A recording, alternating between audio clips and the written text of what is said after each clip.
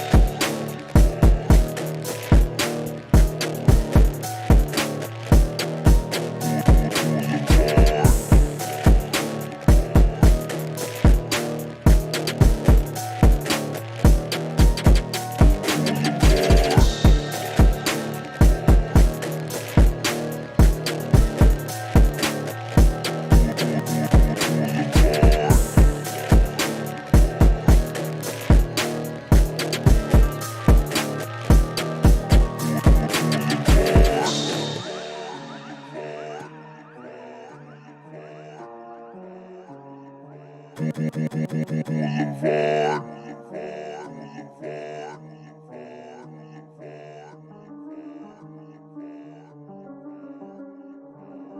Oh, so close to me, you burn in hell forever, forever, forever, forever, forever. Boulevard.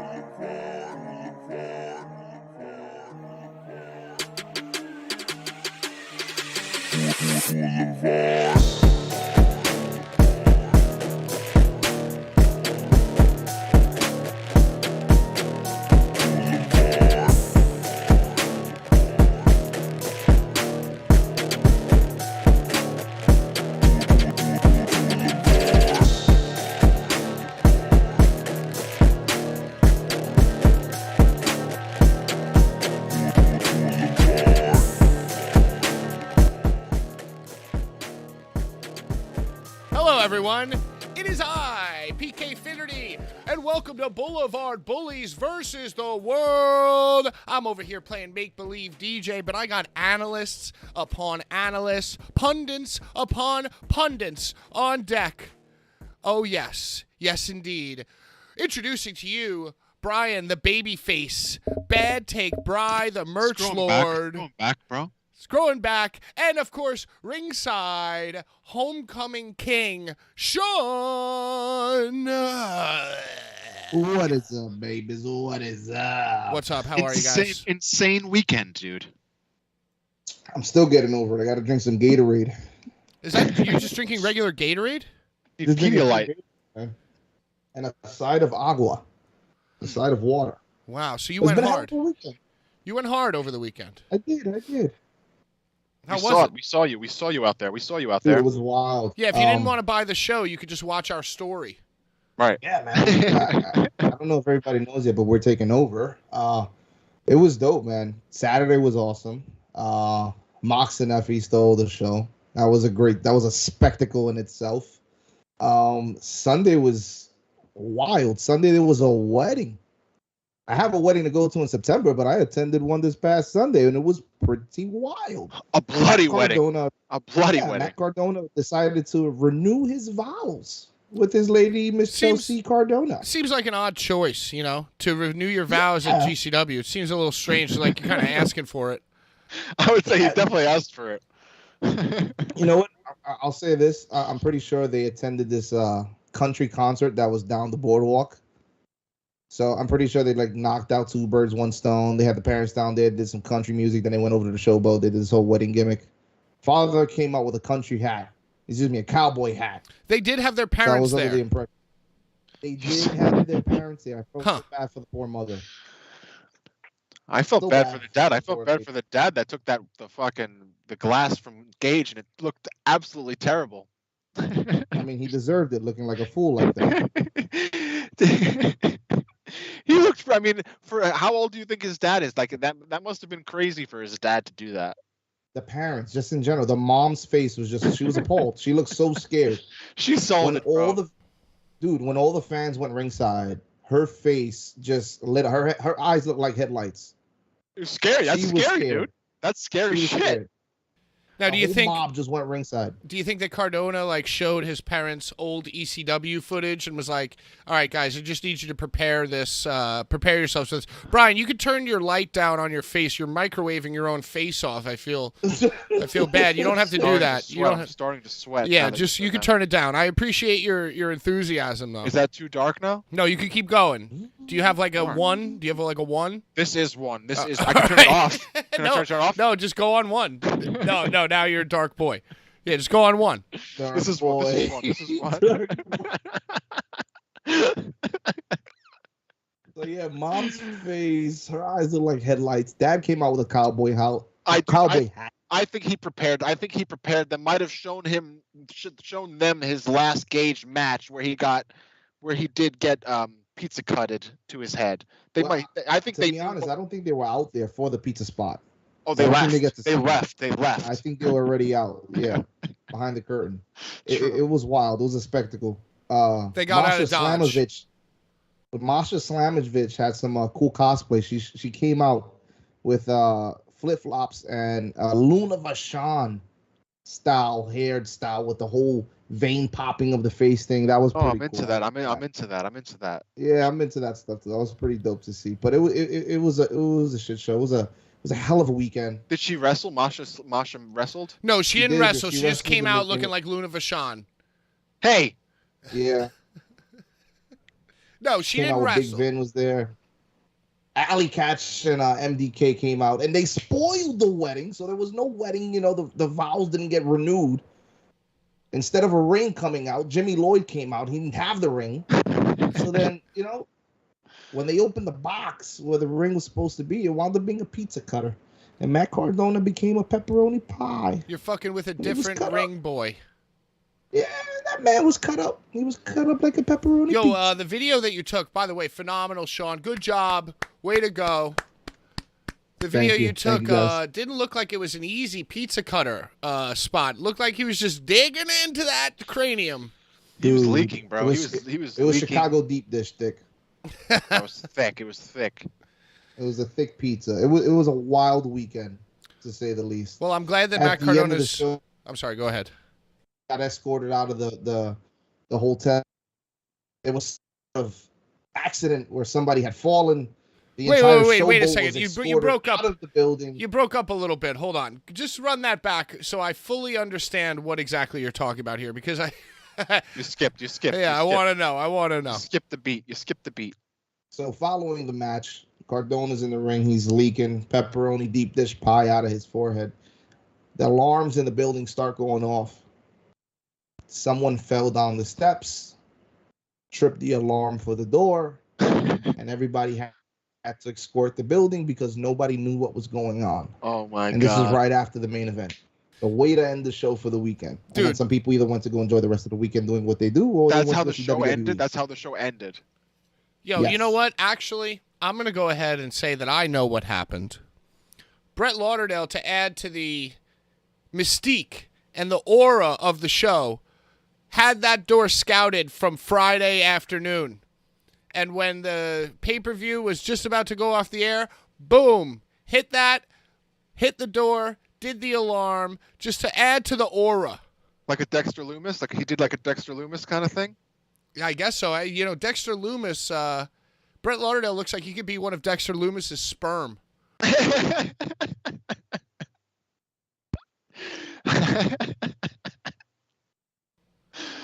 And he's inseminated the Showboat Hotel and Casino with his violent brand of South Jersey boondock Pine Barrens nonsense. Yo, It is you want to crazy. talk about Showboat? Showboat has go-karts inside now. They're also building a water park on the side of the Showboat. The Showboat is taking over the boardwalk in Atlantic The City. one and only It is time I wild. was in Showboat, there was absolutely nobody there, and it was like a vacant, desolate area. Wrestling's Well, if you go to the second floor- jarred. It's rejuvenated the Atlantic City economy. Wrestling. It's rejuvenated the building so much that if you take the main elevator lobby elevator to the second floor and get out, there are 2 rings there waiting for patrons just to walk in and roll around if they please. Are you serious? And I'm so serious. I swear to God. They have rings you can just get in and just like start rolling Yes. around. My That's friend calls me crazy. at 4 a.m. My friend calls me at 4 a.m. We're over there celebrating his birthday. Shout out, Gil. What kind of insurance policy do they have? Not one. The Showboat policy, which is So if I Better went luck there and next time. broke my neck, do I have to like sign like a thing to like get in the ring?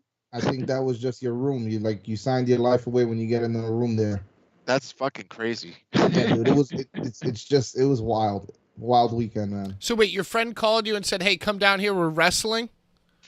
Yeah, he's like, dude, what are you doing? It's like 4:30 in the morning. I'm like, bro, what are you talking about? He's like, there's a ring here. There's a ring. You can roll in the ring. I'm like, I'm not rolling around in GCW's ring. He's like, not GCW. Come to the second floor. So of course I don't go to the second floor because it just sounds sketchy. So the next morning, lo and behold, he actually shows me videos of him rolling around 2 random rings. That's 2 insane. random rings. It was just wild. So they're just there. Supposedly there's like so many catacombs in the Showboat. Like there are downstairs arenas. There Secret are Olympics. doors. It's like Yeah, an there are Elden Ring. It's like Olympic-sized- it's the lands between the Showboat. Yeah, so supposedly the Showboat got some mysterious stories behind it, and they have wrestling rings. So we love the Showboat. Should we use those rings to put on our own show at like 3 a.m? I think so, and I don't think anybody would come because like the It's- security theirs are so chill. You're blowing my mind right now that there's literally just like free roaming rings. In All this right, bear place. with me here. Maybe we go to the next show at the Showboat, and at like 3 a.m, we invite all the backyard wrestlers and all the fans with beef in our comments section. And maybe we run like some kind of backyard wrestling after hours extravaganza, unauthorized, unpublicized extravaganza. What do The you mud think? show of the mud shows. I Yeah, think we should the do it. muddiest of the mud. Maybe we do some mud wrestling. Dude, it's like you open the elevator door opens and the rings are right there. Like there's one in front of you, and then you take another few steps and there's another room that just has a ring in it. Do you think that Brett Lauderdale is eventually going to try to buy the Showboat Hotel and Casino?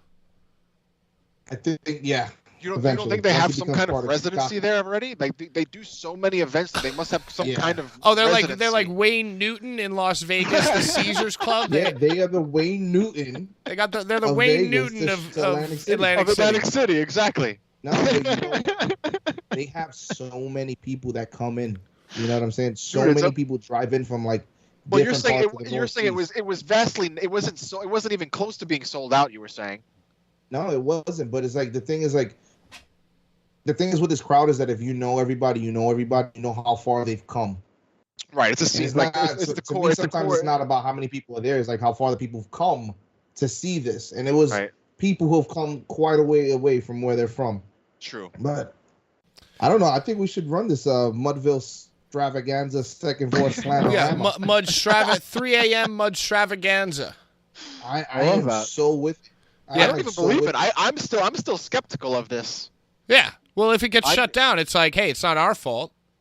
Who's in the main event, and let's book him now because we all know if you book them, they will show. Well, I feel like we should do like Noah's Ark, bro. We should go.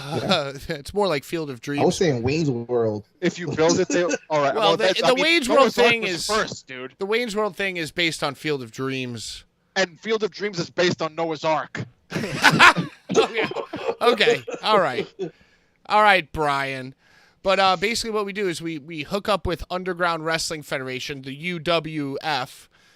They're always wanting us to come to their shows, but I'm afraid that someone's going to get murdered and we're going to be part of the case. So we never go down there, you know? It's scary. But basically we invite them to bring their best talent to these unsanctioned rings, and we just say, hey, guys, we're putting on this show. We'd love to collab with you, you know, and if it gets shut down, it's totally your fault, not ours, but we're going to promote it. Let's do it. It sounds fucking ridiculous, and it sounds like it would be awesome. Do you think there's probably like a few bodies buried underneath Showboat? Yeah.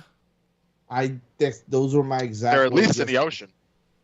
Dude, supposedly there's like rooms, like Olympic-sized pools. Like the Showboat was supposedly like one of the go-to casinos in Atlantic City back in the day when it opened.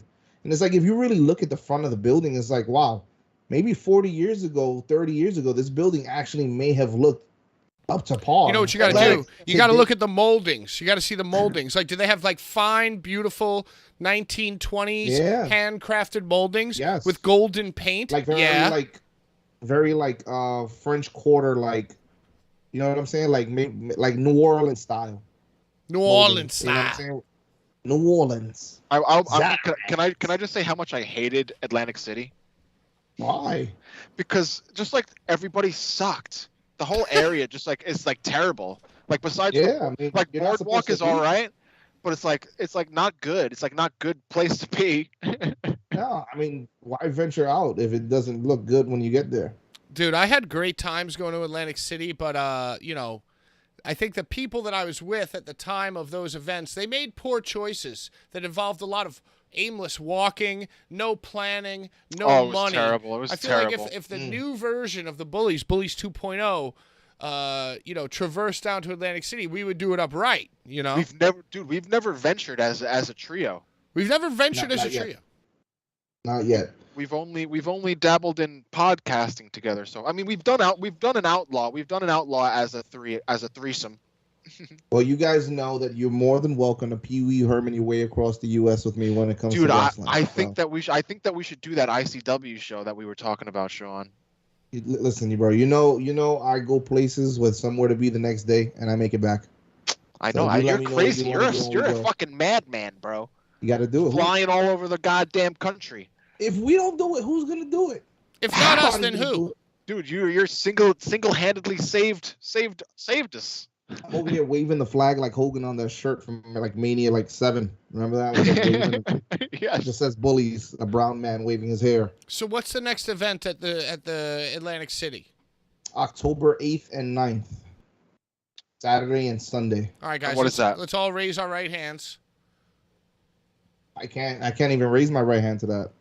Why? Why? He didn't even say what we're raising our hand to yet. He knows. I just said it. So I already know what it was going to be for us to be there. So that weekend is Jibby's birthday.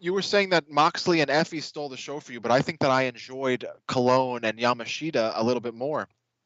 Yeah, man. Nah, the story that was told, I love. I'm all about a good story, dude. She rose to the occasion. She climbed the mountain that she never climbed, and she got the strap. And she defended it the next day against. She made the point, dude. Alex Cologne killed it too. Now Alex Cologne is a beast, man. He's taking some time off, some well-deserved time off. So it was cool to see him. He's putting in the time before he takes the time off. He's doing a lot of shit. Exactly. So it was cool to see him like pass the torch before he goes and like takes his little rest. Mm-hmm. But it was dope, Pat. It was freaking dope. Takes his little rest. Deserves so rest. Condescending. So condescending. Yeah. Which is who's condescending? He just said, "Take his little rest." I think it's a deserved rest. Yeah, everybody needs a break. That dude's been doing his thing, bro. He's been crushing it. He wrestled the next night. They both, Rima Yamashita and Alex Cologne both wrestled the next night, doing crazy fucking shit. Yeah, but it's all about the crowd, dude. Like that Yamashita Alex Cologne match looked amazing because the crowd was biting and cheering and popping for everything they did. And then it's like you can see that match somewhere else, and it's not so fly. You know what I'm saying? So it's all about the crowd to me. You're right. The crowd makes the match more entertaining. Right. Besides that, if you're not doing it for the crowd, you're doing it for the gifts. And even though the gifts can prove to be valuable and a good use of your energy, financially and socially on the media, there's nothing better than a hot crowd cheering for every single thing you do, even if you are an idiot. Yeah. There were some rock stars during that match. The crowd makes you rock stars. You know what I'm saying? Right. Exactly. That is what I'm saying. The crowd wouldn't have been so hype if it wasn't for Pork Chop Express, who's in the chat right now. Pork Chop Express was my security out there because I needed the help. And he made sure to bring his shirt, and he held it down. But, the original Bullies black and red. Oh, yeah, so good, dude. That's got to come like back. Pulling up with a 1985 Jordan jersey. Yo, that Bullies black and red is probably like the third design ever, dude. It's got to make a comeback. Mm-hmm. I believe that would be a good seller because it just looks good. Yeah, so Pork Chop Express held it down with the chance, and he got the crowd going crazy in there. So shout out to the Pork Chop. Brass tacks. The crowd is. You know, it's funny. I actually haven't used the term brass tacks since last week, and then when I was on the phone with Steve. When I was on the phone with Steve today, I actually brought it back, and I said brass tacks. Something about Tuesdays, yo. Something about Tuesdays just makes me say brass tacks. It's a special day, bro. $2 Tuesdays. Yo, I think that maybe for our unauthorized Mud of the Mud show at 3 a.m. at Showboat, maybe we'll have 1,000 brass tacks match. How does that work? It's just 1,000 tacks, except they're brass. Oh, I like that, dude. Oh. That's kind of brutal. Just put them on. We should just glue them on the door and put the door on 4 chairs. Yeah, and it's the brass tacks match. That's it. It's over. Done. Finito. Sean, I want to talk about something that you said to me before. You said that the smell of BO has kind of dissipated a little bit. It wasn't as bad this weekend. Now it was hot. Nope. It isn't as hot as it has been. But it was still hot this weekend. But you said the scent of BO, the green smoke, wasn't as much a part of this weekend as previous weekends.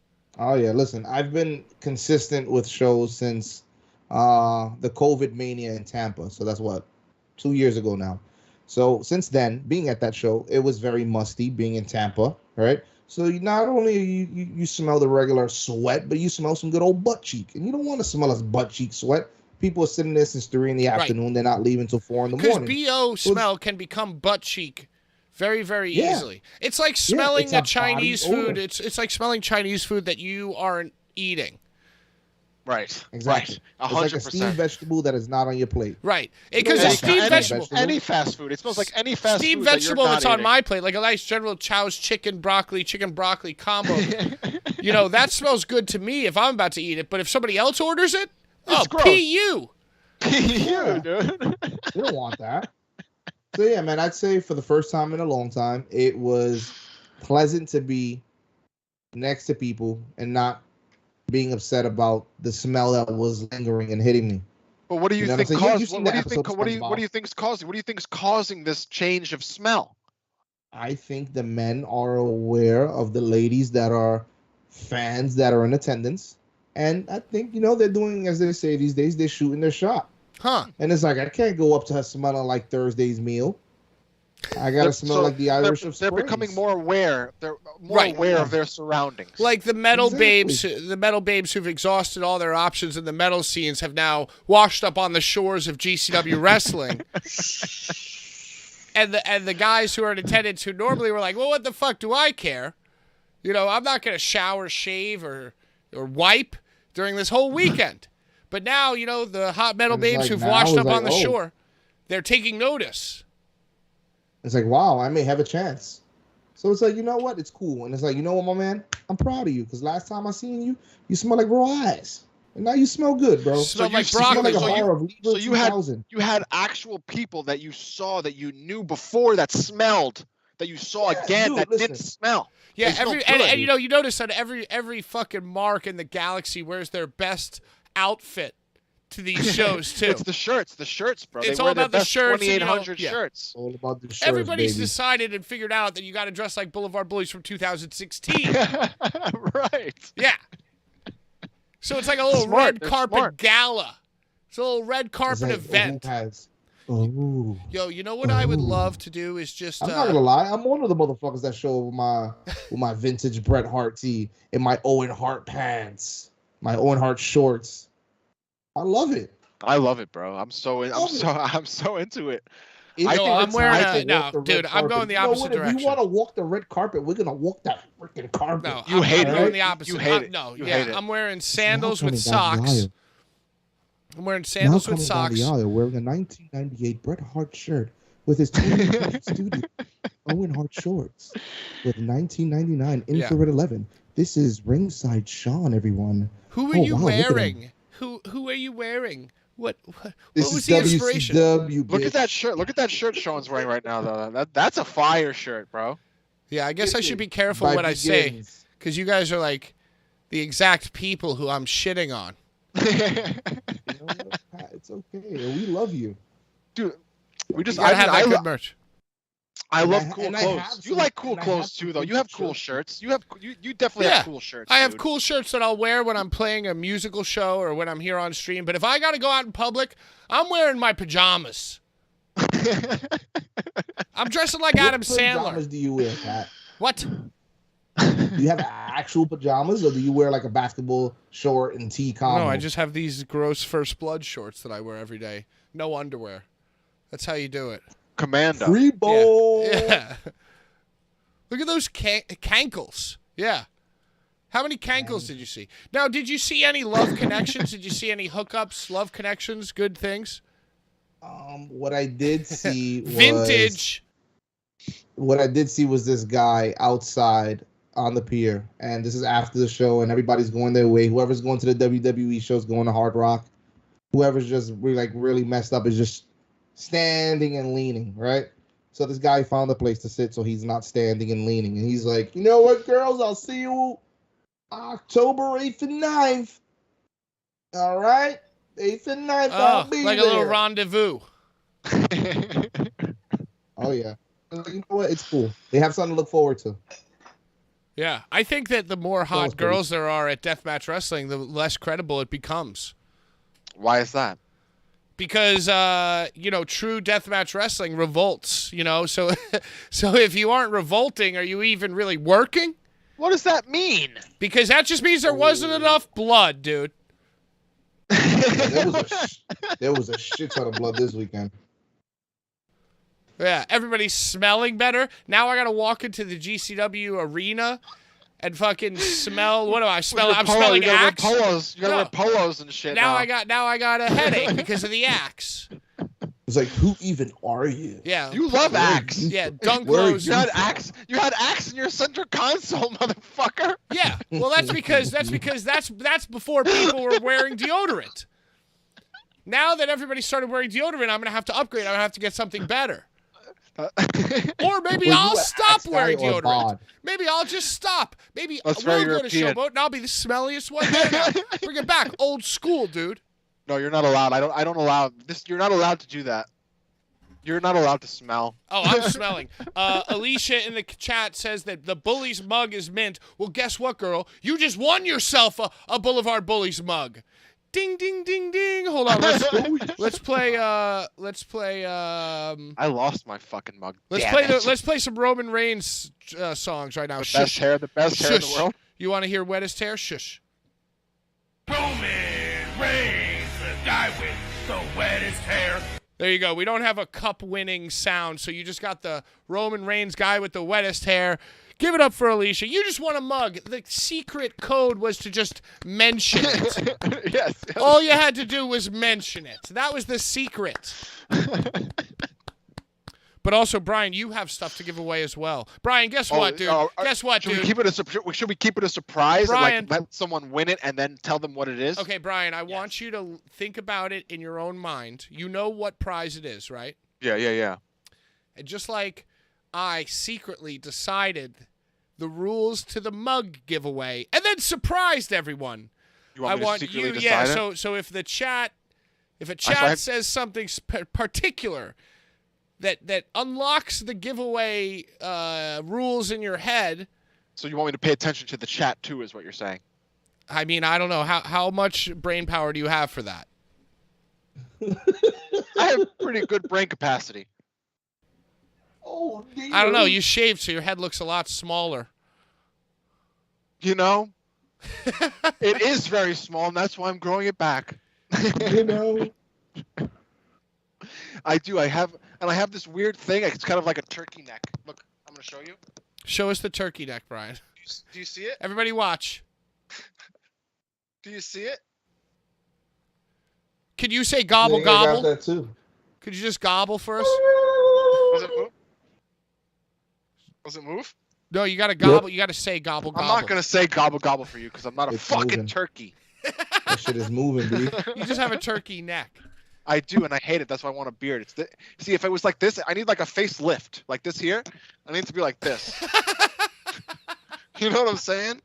Yeah. I need like a lift of my turkeyness. Dude, if you did that Or a and beard, wore or a a vintage, if you wore a vintage WWE shirt, got a facelift, and put on some axe, dude, they might put you on the bump, dude.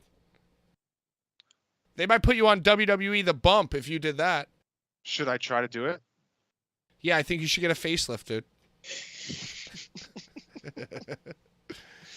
Yo, Sean, you know what I want to talk about?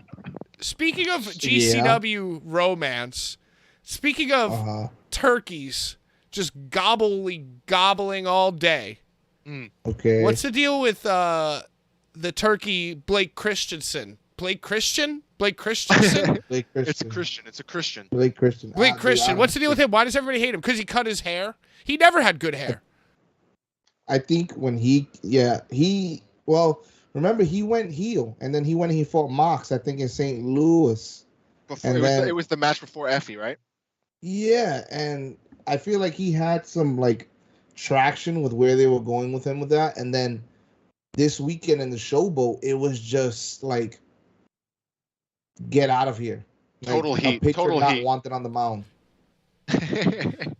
By the way, Brian, we're 40 him minutes in. I'm smoking, What? dude. I'm fucking smoking. I'm smoking. Dude, you know what? I'm smoking, dude. You know what? I'm so fucking high that I didn't even realize it. Now that you said it, I'm gonna smoke too. Now we're smoking. There's no more smoke break. There's no more hour smoke break. But we're smoking on stream. What you have to do is like get a TV 14 and like add it to whenever we start smoking. For when we start smoking. All right. You I need like a that. TV 14. Like a war zone. Yo, I just like can't do it, man. Or just throw up a parental. I just can't do it. I just throw up a parental advisory. Dude, we smoke. We're smokers. Don't try this at home. Do not try this at home. It's horrible. Because Try this at home. if you go down my path, you might find yourself trying to host a 2-hour podcast and not even being able to not smoke during it. It's unheard of to be a smoker and not smoke for 2 hours through a conversation. I'm gonna lean. Here we go. Ready? Wait until my head disappears. Oh, you show you. It's funny because your head doesn't disappear for us. It's like you're just in camera. All right. Yeah, here we go. F you, YouTube. Demonetize Hell that. yes. Hell yes. So do you think that all the fans who are now smelling good and like picking up bitches at their independent wrestling shows are now ashamed of and disgusted with Blake Christian because he lost his girlfriend to a guy who weighs 150 pounds more than him and probably makes $150,000 more than him yearly? It kind of makes me tight that they're like, if that's the reason that they're like booing the man, that kind of makes me tight. Like, it's because they're smelling good. Himself. It's because they smell good now. And they look down. They look down upon the cucks. Yeah, right. He was like, "Is this because of the Braun Breaker situation?" Dude, I think the And fans are everybody just was like, stupid. "Boo, He actually said that? I swear to God, he said that, bro. Was that during the promo where he was sitting on the guy's lap? This was before he got into that guy's lap. So that guy heckled him the entire time. So he got out the ring and sat on his lap. That's amazing. That was his way of trying to get over. Yeah. Good That luck. didn't work either. Yeah, good luck. That dude. didn't work either. Because everybody was just like, "Get the fuck out of here." But he's not like canceled. He's not canceled. They just don't like him because he like lost his girl. It just became Bingo. a cool thing not Dude, to like him. that's so fucked up. I mean, don't get me wrong, I love me my Braun Breaker, but like, don't shit on this guy because he lost his girl. Do you think that Braun Baker just like walked into their hotel one night and grabbed Cora Jade and just climbed to the top of the Empire State Building? Yeah, it was definitely some Donkey Kong situation. Yeah, he King Konged her. Yikes! Gross. I blame Cora Jade as well as Braun Breaker, as well as Blake Christian. Horror Jade, you Whoa. are the idiot of the week. Wow, is that what they were saying? You mean you said that because that's what they were saying at GCW? That's obviously not those aren't your words, obviously. No, that's what I heard them say. That's just what you heard. You didn't actually formulate that opinion on your own. No. They were Horror Jade. That's horrible. It's like, So if they don't like her, then why are they booing Blake Christian? Because he sucks. Well, so they don't like her or him. They boo both of them. Yeah, it was just a really messed up situation, and then so he's just a cuck. Blake tagged. Christian's just a cuck, basically. Yeah, so then he won the next day. He tagged with Jordan Oliver and Nick Wayne, and then they had a falling out after that. Yo, All right, go ahead. I'm sorry. Continue. No, go ahead. I'm just dying to get the show canceled. So you finish your thought. Why would you gonna get us canceled? We're like 30 episodes deep right now. I'm just thinking like, if you were a guy who entered into the WWE Performance Center, right? And let's say you were dating Cora Jade because you knew each other on the indies. Oh, let's not say Cora Jade. You're just a guy and you're dating female wrestler Pledge X, right? Right. And then through your sweet abs and your workout routines and just your hilariously fun personality, you got a chance to like, oh, you know what? I'm just gonna dump X and I'm gonna bang up. I'm gonna move up through banging and relationships. Is that not what Triple H did? Well, I mean, yeah. Okay, Triple H might be the only time that this actually worked. But like a guy can't fuck up. Like if you're a guy and you try to like you're banging a coworker of yours that's like a 7, and then like somebody who's like the coworker of yours who's like a 9 wants to bang you, you can't just like switch from the 7 to the 9 and maintain all your respect and all your status, But if you're a female fan or wrestler, you could start on a Joey Janela and make your way up to Damian Priest. Something like that, dude. So that's just one way how I think that's wrestling's a great place to work. God bless. God bless, dude. God bless. God bless, dude. You know what I mean? The male wrestlers can't fuck up. Blake Christian can't move from Cora Jade to like Mandy Rose. And by the way, guys, as a guy with a red beard, this is a huge blow to redheads everywhere. And I'm feeling like bad. beards, I'm feeling the effects, dude. I'm heartbroken. I don't think it's his beard. It's not his beard.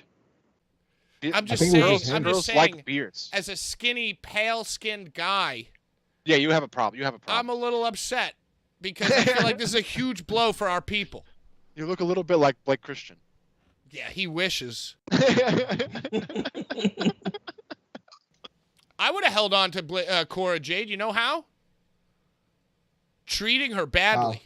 You think he was too nice? He's too nice of a guy. Yeah, I would have treated her badly, and then everything would have been fine, dude. Obviously, duh. He sucks. It's not great. You know who is great? You know who is great though? Who? Casey Kirk.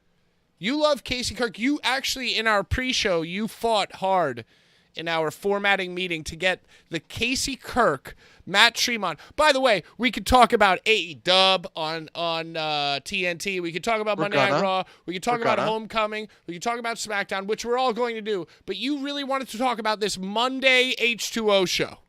Yeah. Did you watch it? I didn't watch the whole show, but I watched the match of Tremont and Kirk. Tremont is my favorite deathmatch wrestler, and I do love Casey Kirk, dude. And she's just been crushing it, and she crushed it with Tremont. What happened? Give me a brief synopsis.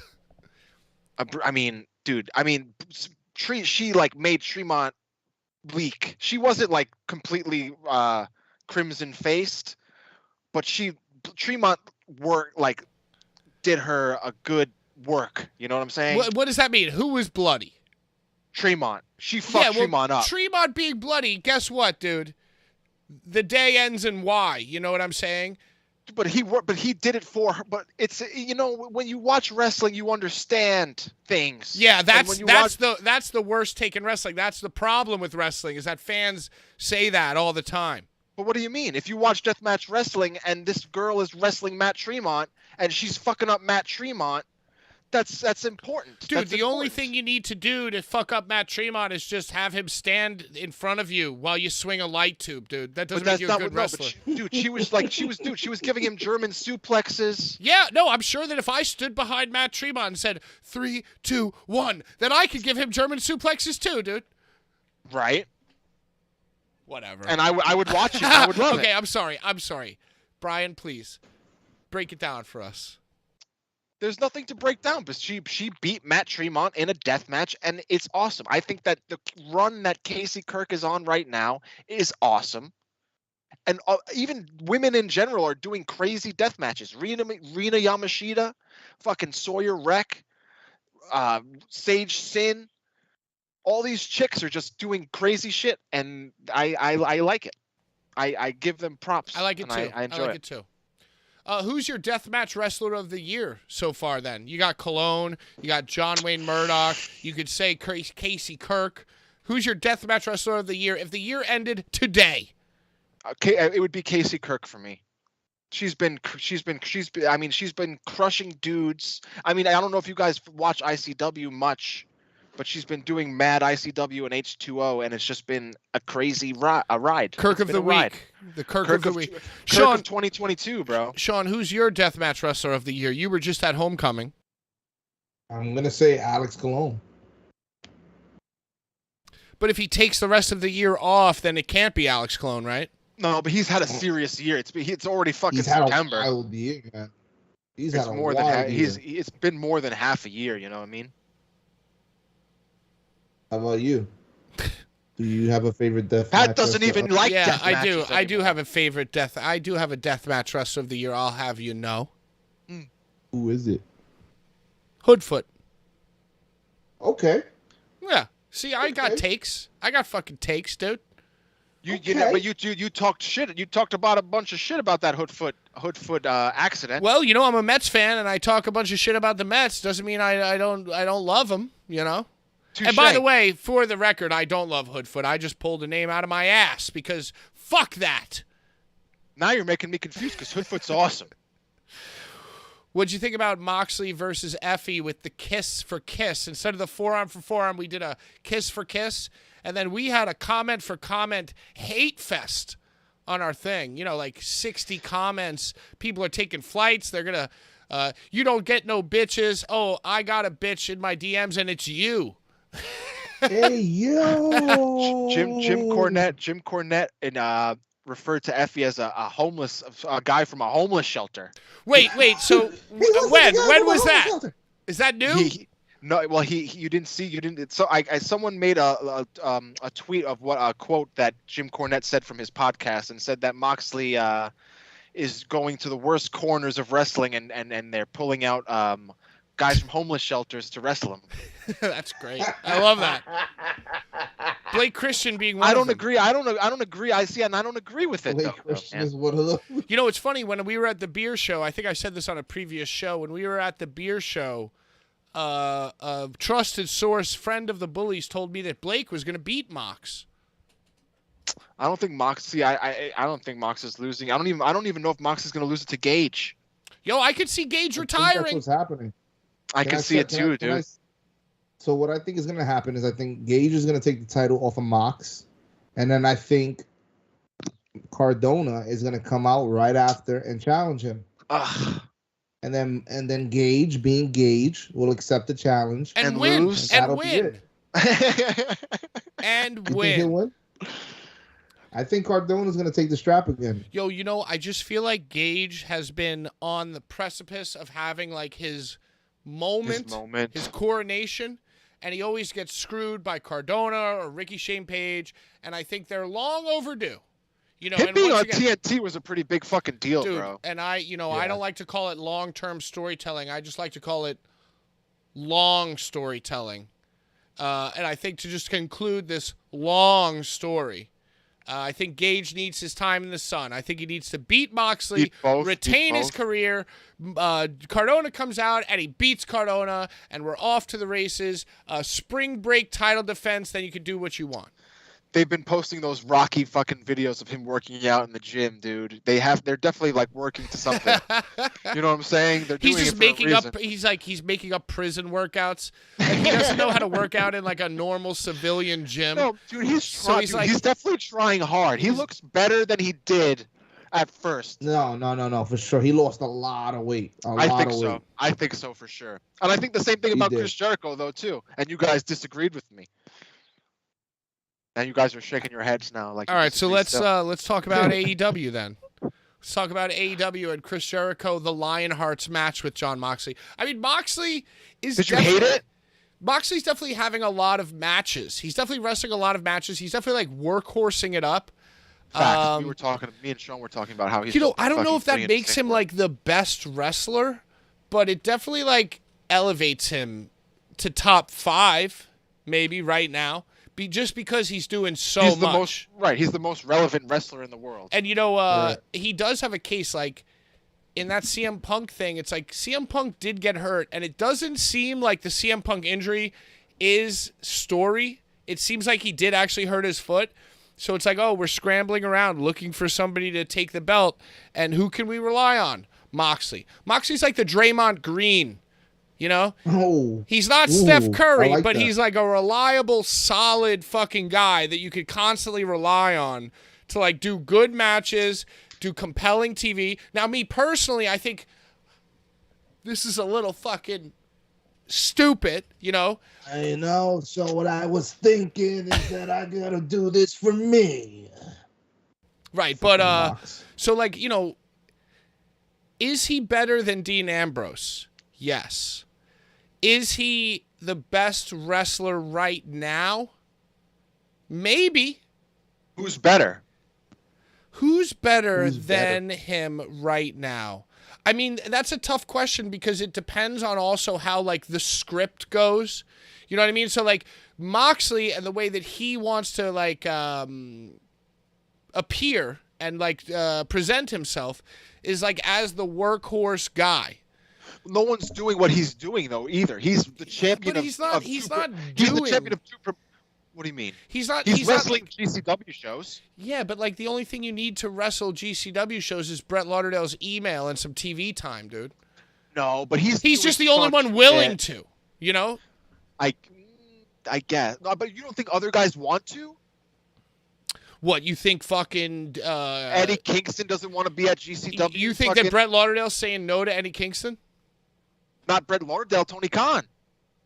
I don't think they got Kingston money because I think once he's getting Right, paid a certain amount. They're paying for John Moxley, and that's like probably got to be an immense amount already. Right, Moxley and maybe that Cardona was kind of something that was exhaust your agreed budget on. real quick. Dude, both right. I even forgot about Cardona. Cardona Dude, got to that's be insane. if Cardona for that wedding, probably fucking 3,000 between him and his wife.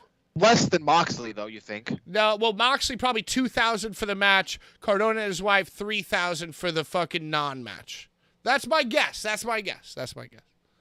And you know what? Even if you want to bump it up to like 5,000 and like 2, like Moxley gets 2 for his match. Cardona and his wife negotiate 2,500 each. Something like that. Right. That's just a guess, though. Right.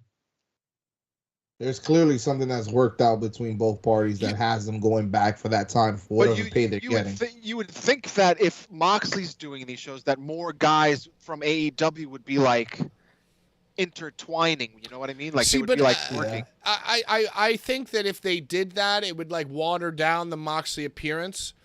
But I don't know if Brett is smart enough to know that. I think Brett just wants to save his shekels. Well, did they have Ruby Soho at Hammerstein or where was it in the city? They had Ruby Soho somewhere, but Ruby Soho sucks, dude.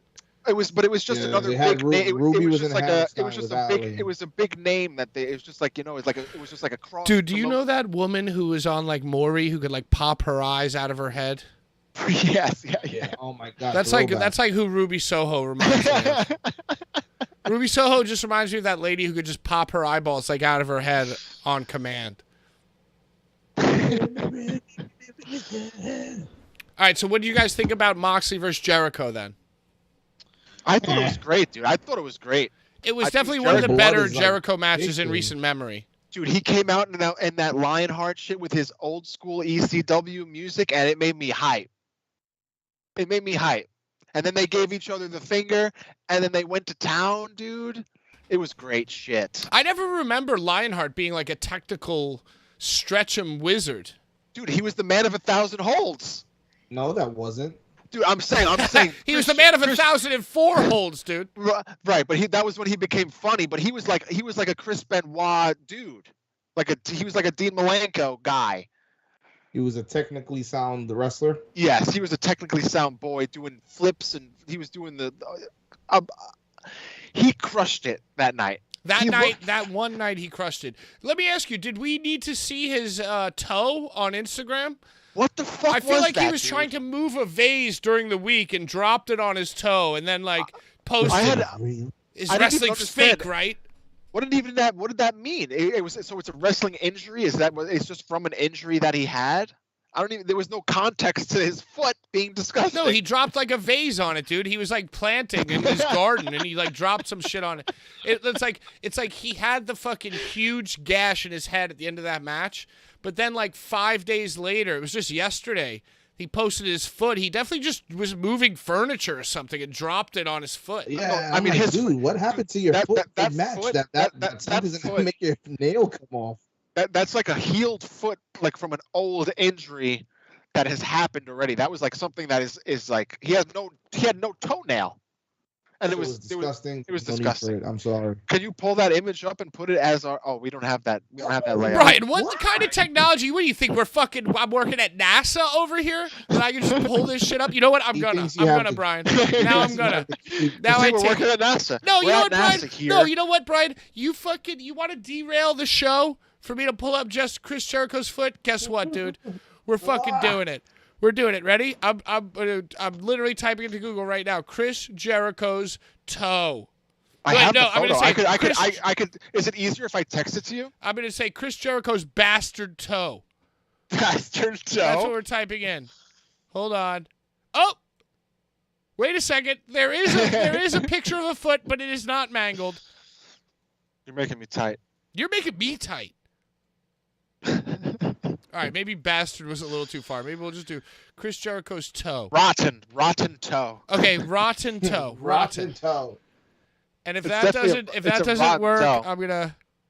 You know what? No, we're just doing this. We're just doing this photo instead, y'all. Oh my God, Brian, you see what you've done? What I do, dude? Look at what you've done, dude. Tell me what I did. Hold on. Now we're just gonna put a foot picture of Chris Jericho. I have. This I is can him see, doing DDP yoga. Boom. Brian, I hope you're happy, dude. I hope you're happy. I'm waiting for it. Your face is now completely overtaken by Chris Jericho doing DDP yoga. I typed in Chris Jericho's mangled toe into Instagram, and this photo of DDP yoga came up, and I hope that you're happy about the screen time that you've taken away from yourself. I'd rather have this picture of Chris Jericho than my face. No, Yes. Brian, I am teaching you a lesson. No, I didn't learn nothing. I'm teaching you a lesson about foot pics, Brian. People love foot pics. All This right. is disgusting. All right. Well, anyway, we all saw the photo of his mangled toe. It was fine. Who cares? Chris Jericho sucks. It was the actual picture of his mangled toe? Listen, I will Oh. admit. No, it wasn't a picture of his mangled toe. I just spent moments describing it to you, Brian. It was him doing DDP yoga.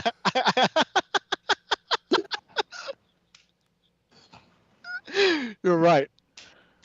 You're right. So I will agree that I think that the Chris Jericho Lionheart match was pretty good. You know, I kind of like when I was thinking Lionheart, I don't think New Japan Hyper J Cup or Chris Jericho, Dragon Gate Chris Jericho. When I think of Lionheart, I think of WCW versus NWO World Tour. But it wasn't even New Japan. It was ECW, Chris. It was pre. It was even pre-EC Dub. Are you sure? That was his ECW music. Well, it was his ECW music only because that's what he made famous in Japan before coming. Okay. CUM. Gotcha. See, come. Brian, can you tell the story about how Chris Jericho touched your fiance's hair in an elevator? Oh, Sean, do you know about it's this? True. It's true. No. Fozzy. Brian, It wasn't even a Fozzy show. It was they were playing Ozzy Osbourne covers. It was an Ozzy Osbourne cover night And Irving? at Irving. Chris Jericho was there. It was a February show. Were you there? I have a funny story for you. Wow, did Chris Jericho touch your hair, Sean?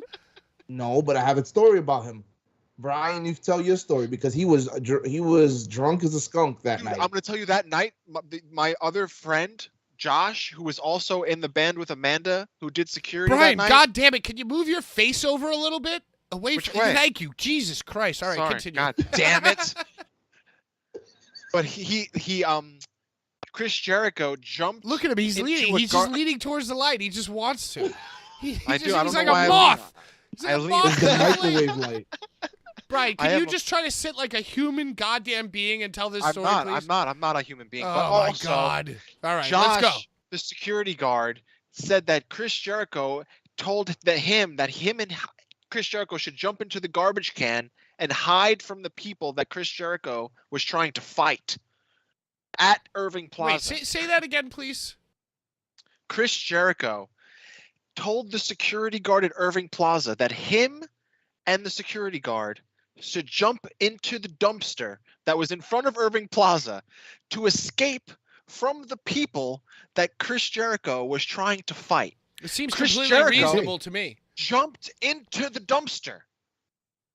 The security guard Let me stop you. The fight that happened was my friend who was trying to get his autograph outside by the bar that's around the corner from Irving Plaza. This was after the show? Punched my friend in the face. What? You're Dude, blowing my mind right now. Was your friend You're Spanish? blowing my mind right now. Yes. Oh, that makes perfect sense, dude. Well, you're telling me that Chris Jericho jumped in the dumpster because Chris Jericho is very racist about things, so he probably punched your friend in the face, and then jumped in the dumpster.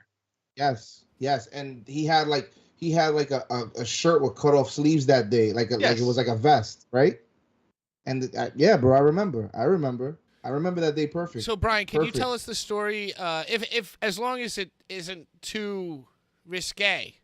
About the hair? Yeah, could you tell us about the hair? Are you sure? Are you authorized to tell the hair story? I don't want to get you in trouble. I mean, it's a very innocent story. Oh yeah, innocent in the eyes of whom? in the eyes of people with good hair. Why don't you just tell the story and we'll let the the chat story- okay. judge. We'll let the In chat Irving judge. Plaza, there's only workers at Irving Plaza can run the elevator, right? So Mhm, Chris Jericho got to Irving Plaza. He arrived to perform at Irving Plaza, so he needed to take the elevator up to the green room so he could chill and do as he does. So And Drink yeah. 2 bottles of Grey Goose probably. dude, he's in shape, bro. I don't care what you say Chris Jericho's doing right now, but maybe then he was fat, but now he's in good shape. But Bro, he was drinking cups of straight vodka. Oh, he goes. was fat. He had That's a his belly. drink. He had Is a belly. vodka on the rocks, dude. It's a good drink. That's insane. Brian, continue with the story. We're in Right. the elevator here. So Amanda's operating the elevator, and Chris Jericho is a man of good hair, and my fiance is a woman of hair. And She has great hair. I would go has on record as insane saying hair. that your fiance has much better hair than Chris Jericho. Oh, dude, he was definitely envious. She's got Shawn level hair. Dude, Yeah. He said he didn't even believe. I don't think he believed her that it was actually real hair. I'm sure that he pretended to not believe her about the hair. I'm going to tell you that my girlfriend has unbelievably good hair. So Do it again. He said, unbelievably good hair. you understand? Wait, hold on, Brian. Pause. We're gonna play the wettest hair clip right now. Hold on. None of us have wet hair. Oh, but I guess Amanda had. All right, good Brian, hair. just shush. Roman Reigns, the guy with the wettest hair. All right, that's it. I just wanted to play that. I'm sorry to shush you. All right, continue on. Chad Gable. So they're in the elevator, and Chris Jericho admires good hair. So it's just the two of them in the elevator. Right, and he asked if he could. He asked politely if he could touch her hair to see if it was actually real hair, and she said, "Of course you could touch my hair, Chris Jericho." So he touched her hair, and that was the experience that my fiance had. Did he smell the He hair? probably held it like this. Wow, this is beautiful. I don't know. Did he pet it like Did he pet it like one of his little dogs? I think that if he did, I would know, and I think that it was a more innocent experience than a foul play experience. With Did Chris he? Jericho. Did he smell the hair? I don't think he smelt it. Well, if he That did, would that be would be a weird. bridge too far, Brian. That would be weird. And I think that would be funnier. I would think it would be funnier if he did smell it. I have to find that picture for you from that night. That's wild. Dude, I want So he to did it. hang out with I Chris th- Jericho I in a think Chris- dumpster. I think my friend Josh has a picture of him and Chris Jericho as Chris Jericho was asking him to jump in the dumpster. Wow, that's incredible, dude. I have to get it. I have to get the picture. I kind of want to hang out with Chris Jericho now. Dude, I mean, I don't think but now he's in shape, and I don't think he gets wasted like he used to. Dude, No, he doesn't. Daniel in the chat is saying he definitely smelt it. Was it like a long sniff or like No, a he quick? probably you think had it in his hand. It was like it was like a snuttle sniff? Like a- he definitely after he got off the elevator smelled his hand. Beautiful. Jericho, the hair smeller. Yeah, he's a fucking menace, dude. He lost his AEW title at the Texas fucking Roadhouse. That was the funniest shit. Then he found it. He must have been so messed up Dude, that you think day. you think that was real? You think that was a real? That I was think that he Chris actually Jericho left is a it. world famous alcoholic. Oh, Dude. 100%. World famous, like legendary vodka on the rocks alcoholic, dude. You think he smokes pot? Probably Yes. now, just because Ric Flair has pot, so Jericho just probably smokes Ric Flair's pot. It's legal everywhere now too, so everyone's just smoking it. Riddle just has the Riddle just now has a 420 bro shirt, just like walking around. What's Riddle been doing? Yeah, I that haven't was been wild watching. on Raw yesterday, right? I'm gonna be honest with you guys. Every time Raw has been on the last 3 weeks, the Mets have been playing the Braves or the Phillies. So I have been completely ignoring Raw and locked in. And last night was the Better Call Saul finale. Speaking of people in a dumpster, dude. Was there a dumpster involved? Was there a dumpster involved? There was a dumpster. And, in season 2 of Better Call Saul, in season 2, he's working on a case. So he dives in the dumpster to, find shredded documents. And then like 4 seasons later, aka 8 years later, he's on the run and he just jumps into a dumpster because he's trapped. So it was beautiful poetic justice in the Better Call Saul universe, and it was beautiful Better Call Saul justice in the Jericho universe. So it's all connected. There's a Better Call Saul shirt available now. Everybody go to Blvd Bullies, BigCartel.com. It's a $40 mesh all over print shirt. Can you imagine how drunk Chris Jericho gets on his cruise? Oh my God. Hold up. I want to go on that cruise so bad just to see how drunk all these people get. They announced the War Games match for GCW in Chicago. Yeah, I saw that in the chat as well. Shout out Jedi Joe. Sean, do you have it in front of you? Yeah, I do. It's the Briscoes taking on Bussy, taking on the Second Gear Crew, taking on Los Masicos, taking on Alex Colon and John Wayne Murdoch. Wait. So it's like an elimination chamber, kind of? So it's basically the War Games match. So it's basically 2 rings. So with wait, steel what cage are the teams wrapped around both? Can you break down the 2 teams of 5 to me again? That wasn't clear. Oh yeah, it sounded like tag teams. You sounded like you were saying tag teams. Yeah. Okay. So the teams are it's tag teams. It's not. Oh, so it's not 5-on-5. No. It's a War Games tag team style match with 5 teams. So the teams are the Briscoe brothers, who are the tag champions, Bussy, the Second Gear Crew, Los Masicos, and Alex Colon and John Wayne Murdoch. Yeah, word. So it's more like an elimination chamber style fucking thing. There's like a bunch of teams. So it's gonna just be straight mayhem.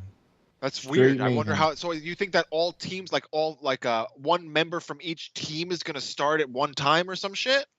Yeah, I don't even know how that's gonna work.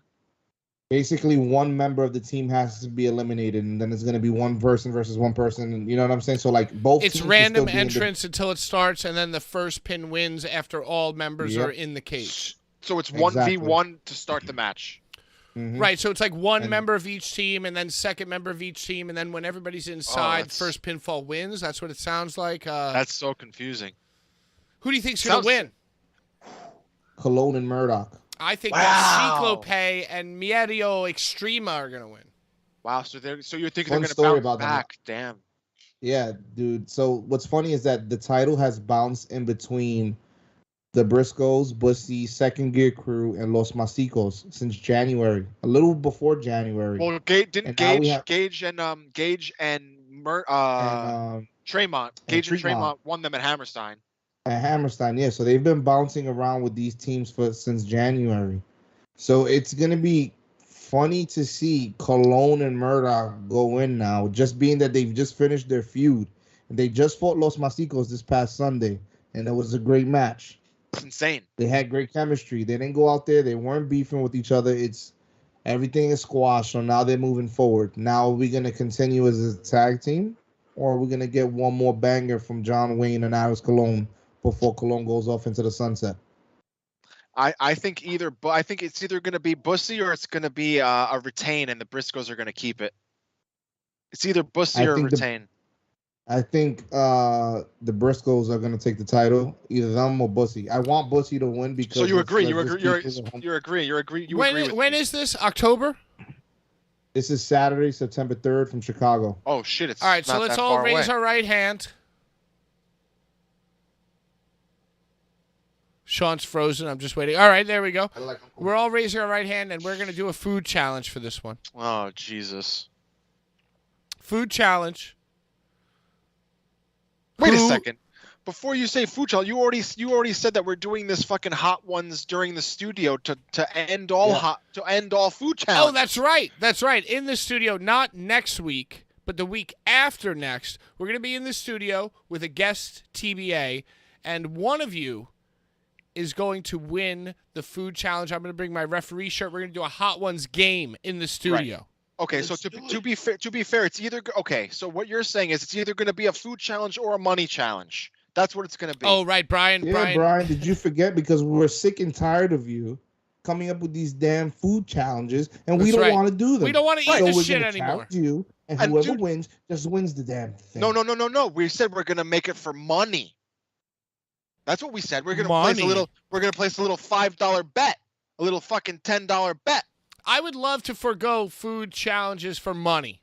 But if I beat Sean during Hot Ones, we're gonna continue our food The challenge. food challenge remains, yes. Right. Yes. Okay, but so what you were saying is this is either going to be a food or money challenge. No, I'm done. I'm done with this now. Let's talk about WWE. Did you guys watch SmackDown? What happened on SmackDown? Gunther took on Shinsuke Nakamura in the main event for the Intercontinental title. boy. You know what my happens boy. is that you guys are watching this. We have the Bullies group chat. And you guys are watching the wrestling shows. And I'm either watching Saul or the Mets. And so Yeah. my phone is just blowing up with you guys talking back and forth about the events. Exactly. Yeah. You should be partaking with us instead of watching these irrelevant things. No, well, how dare you? Why don't you Wait, guys did go you ahead? forget that Brian And does Brian, not like Brian, any other listen to me sport? very carefully. Listen to me very carefully. I am gonna go pee. Okay? You, just because I'm gonna go pee, that doesn't mean it's time for you to pee, dude. I'm not peeing. You gotta hold it, dude. Dude, my bladder is so much stronger than your bladder. No, my bladder's stronger than your bladder. You're leaving a pee, bro. Where you going? Well, I was drinking water hours before we even started, dude. Dude, can I tell you that Sean from Sweet Ave gave us a taste of every single beer that was on the Sweet Ave menu, That's bullshit. and you weren't here, You don't and know. you're going to pee. I didn't pee one time. No. I'm a better I want to person go to than you. Sweet Ave. I think that once you leave, I'm a better person. You know than what? you. Well, guess what? I'm leaving. Get out of here. I'm leaving. You Get guys the talk hell about outta here. SmackDown. You guys talk about SmackDown. I'm done. I'm done with you. and Get I'm your done bladder. With you.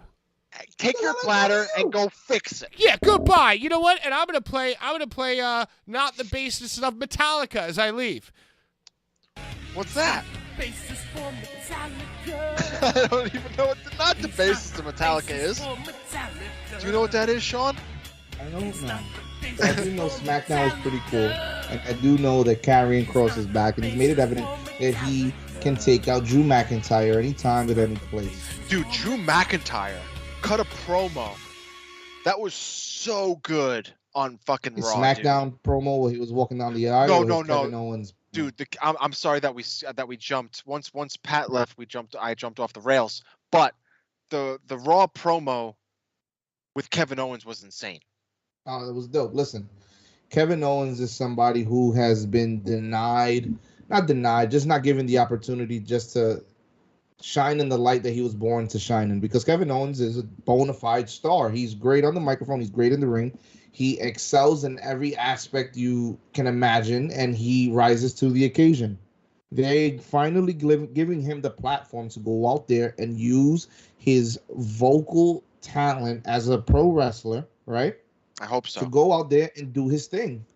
And yesterday's promo that he just like slapped on McIntyre was like, Dude, even the match was good. How when it ended, it packaged itself together so well. he told the Usos that Roman owes him one, and then he walks out, dude. Yeah.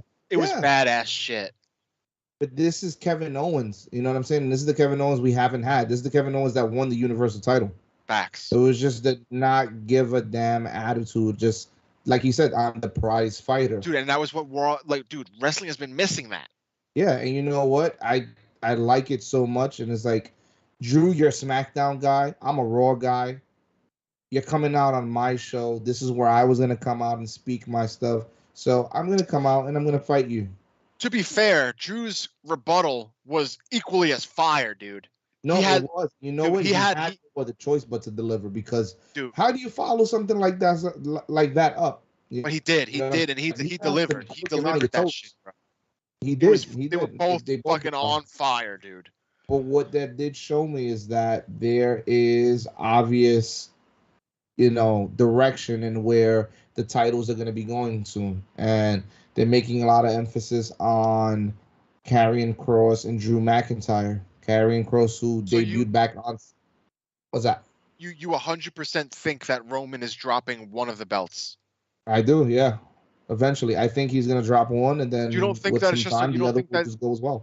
You don't think it's just a work that they're like talking about this shit? I think what it is, is, as much as we like to forget, this is a publicly traded company that has to obey by, the people who are throwing in the money. And Monday Night Raw and the USA Network were the A show for the WWE for many years. You know what I'm saying?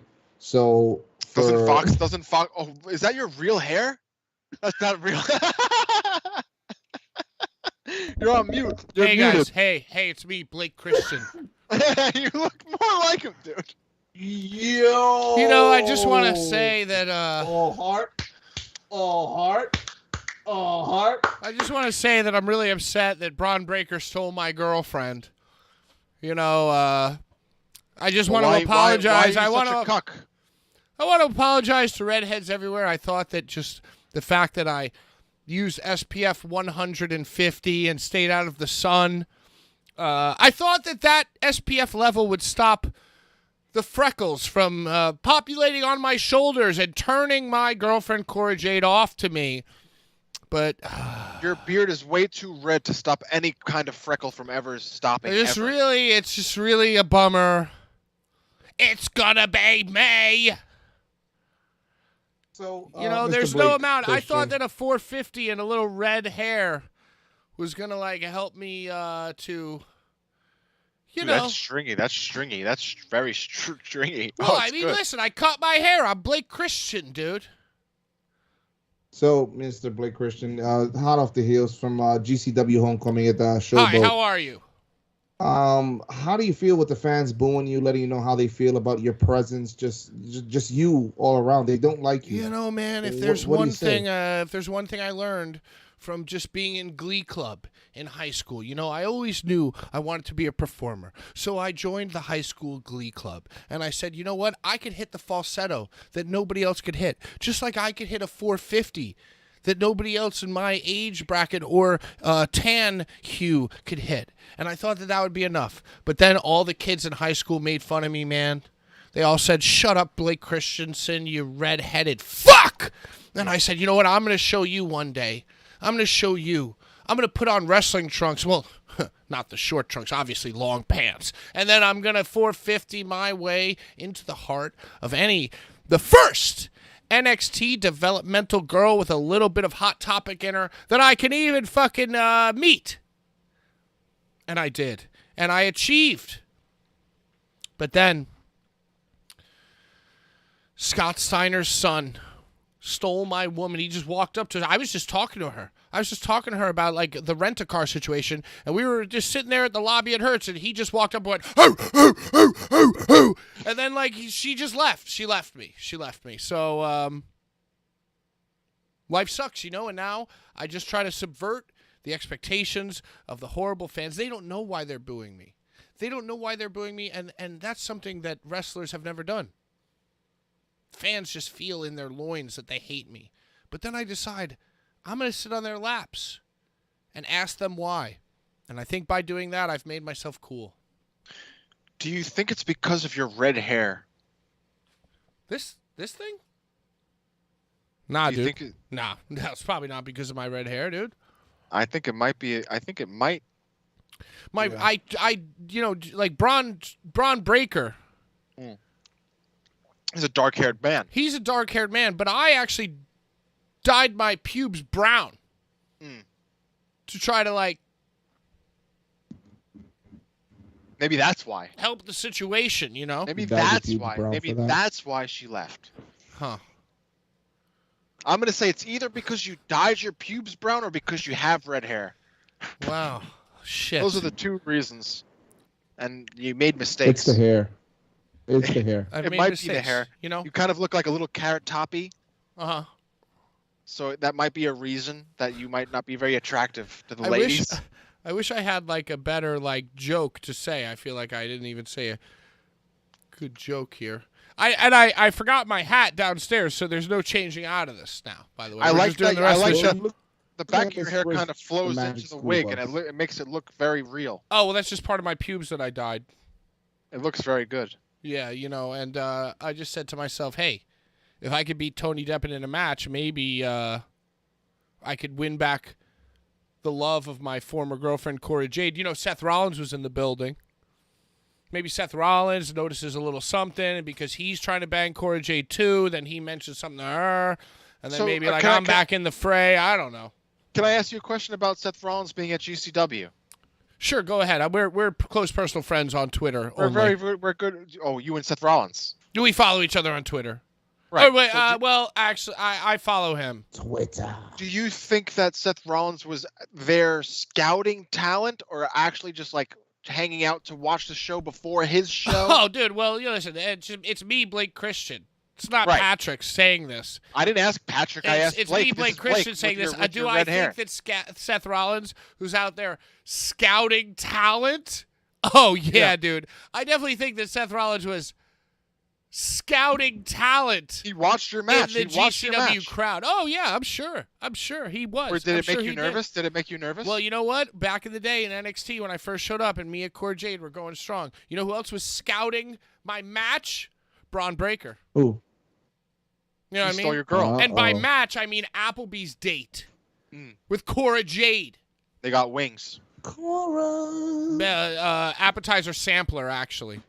2 for $20. Cheap drinks there. 2 for $20. $1 bottomless Bahama Mama. That's pretty good. Yeah, that's the name of my new 450. Basically, I do a 450 and I call it the bottomless Bahama Mama. That's amazing, dude. Yeah. I think that just made me a fan of Blake Christian. Well, you know what? Something's gotta at this point. I think the only reason that I would ever like Blake Christian is because he had a move called the Bahama Mama. Dude, if his hair looked any I mean if I could get my hair back to this, I feel like, maybe like we could come full circle, because the thing with Blake Christian is that he's always been a loser. But he's been a lovable. He's been a lovable. Next? I'm sorry, I'm cutting you off. Go on, Brian. Thanks for having me, guys. Thanks for having me. You're a very welcome guest here, but I'm just asking, what's next? Christian. What's next for Blake Christian? Well, I mean, I think I'm probably gonna get another GCW booking, and I'm probably going to just grasp at straws to figure out a way to understand why I got so much heat. But then I'm going to lean into the heat. Like I planned it the whole time. I'm going to pull a Sammy Guevara, And maybe Sammy Guevara sucks. Maybe in the end, Hate him. I don't know. Maybe I could get back my girl, man. Well, you were on AEW not too long ago, so I hope to see you back on Dark or Dark Elevation or whatever YouTube T-Mobile show. The only reason why I went on AEW Dark is because, just like Cora Jade, I got a thing with people for people with black hair and dark eyes. And Tony Khan, man, he's got that jet black hair and those beautiful brown eyes. And I was just like, whatever you want, TK. Right. My only advice to you before you leave our show. I don't know if I'm ever leaving because I can't find Patrick's hat. You should dye your hair as you dyed your pubes. Right. Maybe dye it a little darker. You know what it is? Yeah. No. Thank you for the advice. Thank you. I really appreciate it. That's my only advice to you. I really appreciate it.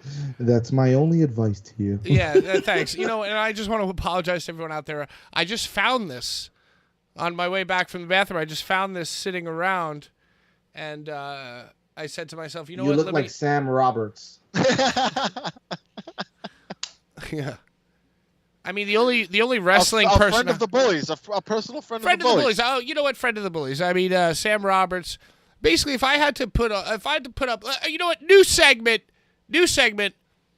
We're doing. Oh wait, hold on. What's the name of the thing? With like the 4 presidents etched in stone. The Mount Rushmore of cucks. Here we go. We're doing a new thing. The Mount Rushmore of cucks. So my Mount Rushmore of cucks is obviously Sam Roberts. Wow. Cuck Steve. Blake Why Christian. Sam Roberts, Blake dude? Christian, myself. And my 4th cuck is going to be... Wow. Hold on. I'm thinking about my 4th cuck. For the 4th cuck, I'd like to actually name a cuck.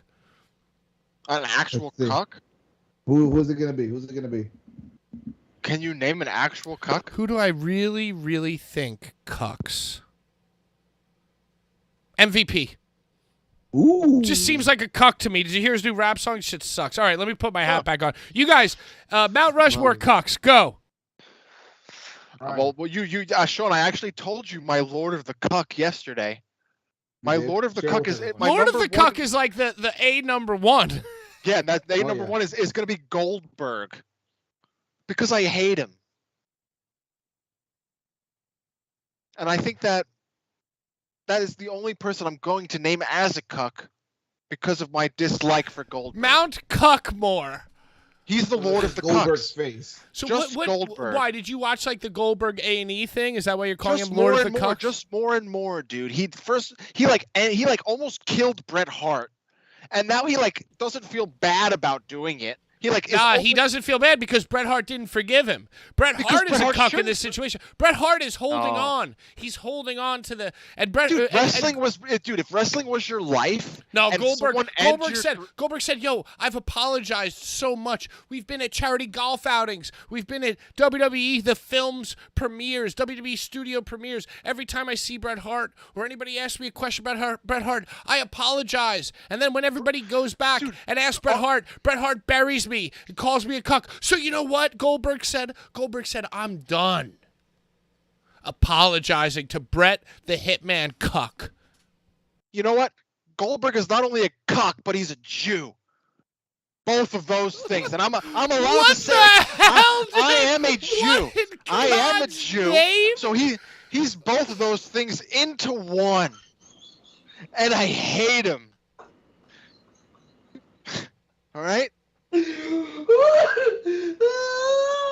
Brian, no! Brian, no! I'm allowed. No, Brian, It's my no. God-given right to call him a Jew, because I am one. I can say it. I have no remorse. Brian, no, Brian, no. Oh, Brian, bad job. Oh, wait, no, I can't. Hold on. Let me play this demonetized music. Jew doesn't mean demonetized. When you bro. gonna pay me? I When am you a suck the Jew. money out of my ass. I'm Now get the Jewish. fuck out. Demonetized. That's the last word that should When you gonna pay me? demonetize. When you suck the money out of my ass. Now get the fuck out. Demonetized.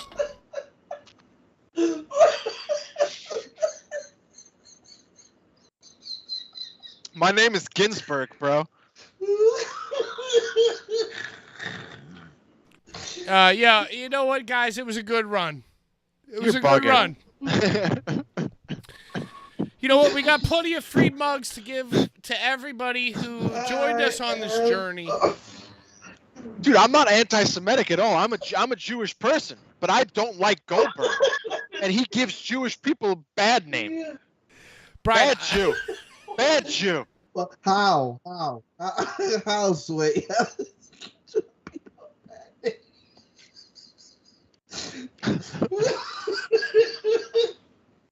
My ribs. dude. No, Brian. Bad Brian. Bad. You're allowed to make fun of people with red hair. I'm allowed to make fun of my people. I don't think red hair is like a thing that's gonna flag us to have the FBI looking at us, dude. I think that I don't think that I agree. dude, the chat synonymously agrees that you just ruined everything. We worked so hard to get 10 viewers, and you've alienated all of them in this single moment, Brian. So the J word is now worse than the N word and the R word, is what you're telling This me. has turned into the Seinfeld episode. Is that what ever. you're telling me, Pat? Well, I mean, they're all words that you say. No, that's not true. That is not the truth. We should move forward from this and Hey, just all right. Hey, what realize. did you guys talk about SmackDown? Great. What happened on Monday Night Raw last night? Everybody say rest in peace, Bull. Dude, Brian, you killed us, dude. Canceled. Canceled. We're shot. We're fucking shot, dude. I disagree. I disagree with you guys. I completely disagree.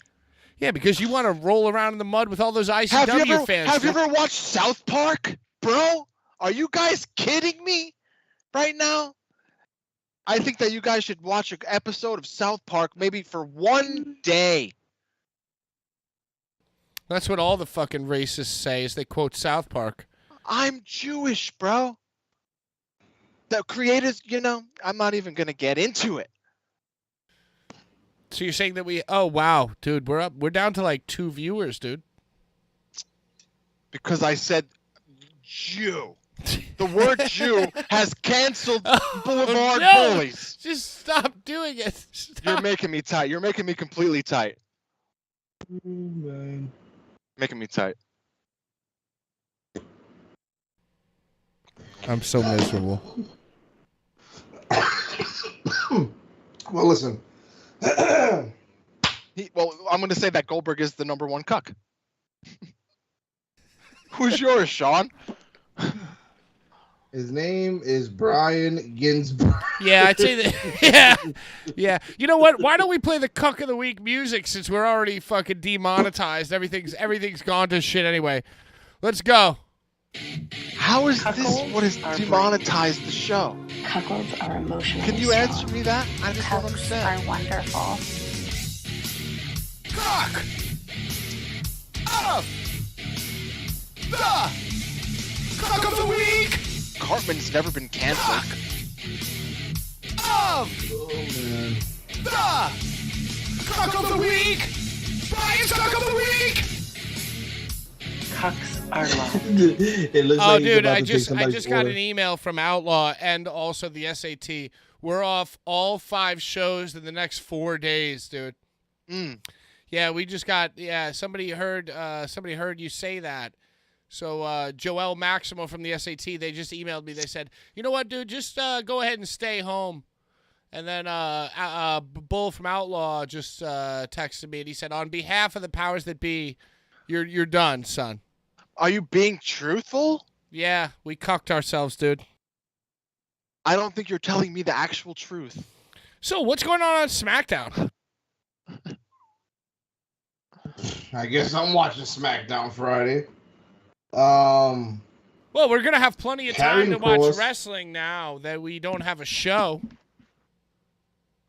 Karrion Kross is, focused on taking out Drew McIntyre. And I was telling Brian before you went to go drain the dragon that I think that eventually these titles are going to be stripped from Roman. He's not going to have them anymore. And I think Drew's going to take the title to SmackDown. And then we're going to see where Roman goes from there with the other one. It's going to wind up on Raw because Raw was once the A show. USA is not happy with the ratings. And they want to be the A show again. SmackDown is clearly the A show. There's no title that's shown there every week, and they want that. Who doesn't want a title defended on their network if they're the ones providing the show? You know what I'm saying? So I think that's where we're leaning towards with everything now. What were you talking about? The Universal title getting eventually split up. Hey, you know what? I actually had a correct prediction. I put out What's a that? meta prediction into the world not too long ago. I said that WWE did focus groups.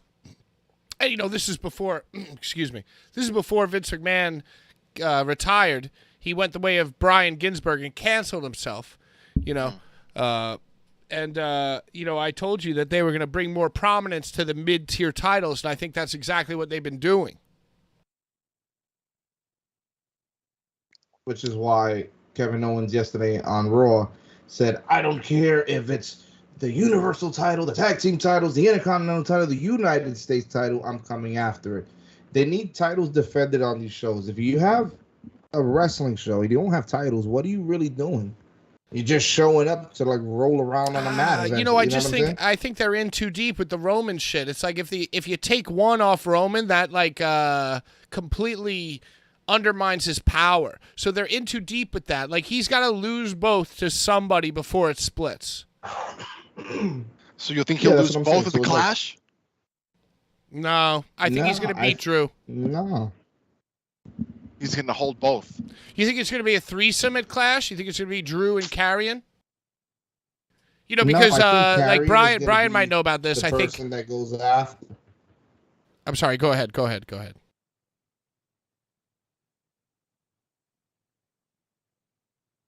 I said go ahead. I said I think Karrion is going to be the one to take on Drew after he wins the title. So you think So that you're Drew saying is going to Drew- win it? Yeah, I think Drew is that guy. I think he missed the big title win at WrestleMania due to the fact that COVID knocked it out.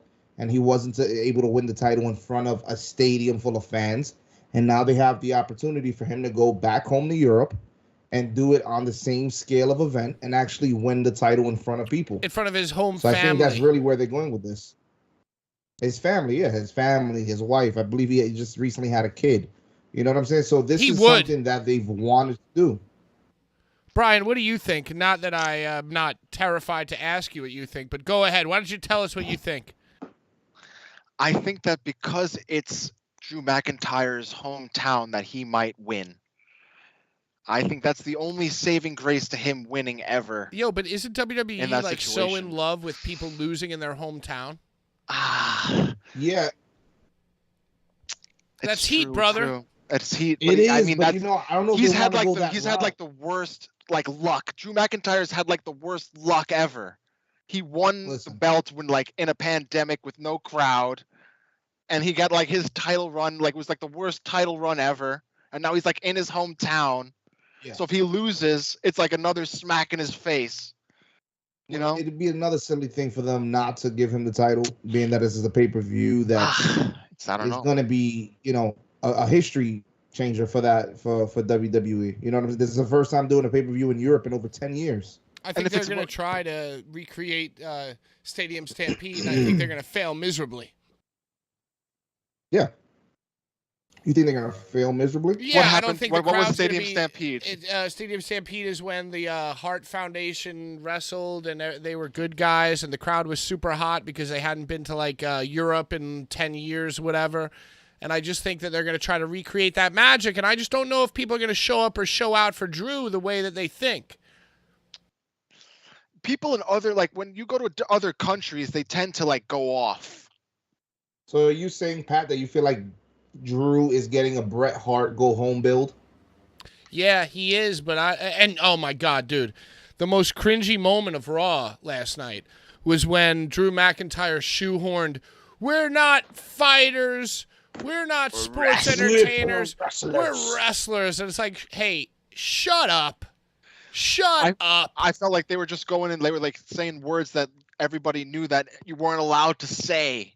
You know what I'm saying? Like they were just like words that you were known to be banned. Right. So now you can say it because Vince isn't there. So they were like driving that home. Right. And is that why you did what you did a moment ago, Brian? Because why you gotta talk about it?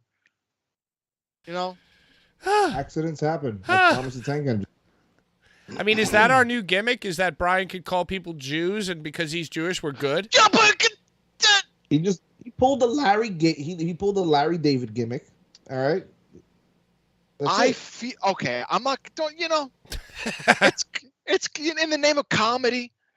Is that what it is? Is that you should watch a few things? You should watch some things. Okay, watch a few things of comedy, some stand-up comedy, and try to understand that people should understand. Brian shaved his beard and just everything's just out of control now. I've said worse things in my life than that. Yeah, I know, and it's been on stream. So yeah, that's what I think is going to happen with the titles. They're eventually going to get pulled off of Roman. I mean, I agree with you. They're eventually going to get pulled off because he's got to go do his movies or whatever. Which I have no faith that he's going to be any good at doing movies. But, listen, if they jam it down our throat, it might work. But I just think that they should take both titles off of him, not one and then the other. I think that would be a little anticlimactic. Well, if they take the belts off of Roman, then they're going to just like take them off the Usos too. You think they're just like a downfall of the Roman Empire or the bloodline downfall? Yo, yes. We just got a $2 super chat from Daniel to make up for the money that we will lose because of Brian's behavior. Daniel's a fellow Jew, maybe. Oh, look at that. It's coming through. I didn't set the super chat notification, but to make up for the lost money due to Brian, $2. God bless you. Thank you, Daniel. And Daniel, tomorrow night. Daniel. Thank you. Tomorrow night on Twitch. You know what? That just did it. That just won Daniel the magical prize. That just won Daniel the magical fucking prize, dude. You just won Brian's selling all his worldly possessions because since he's canceled now. Right. Brian, why don't you tell Daniel what he's won? He's won a signed Nick Gage card. Do you have it? Do you have it to show? I mean, it would take me a minute to pull it out. Is it behind you? Can we watch you rummage around looking for it?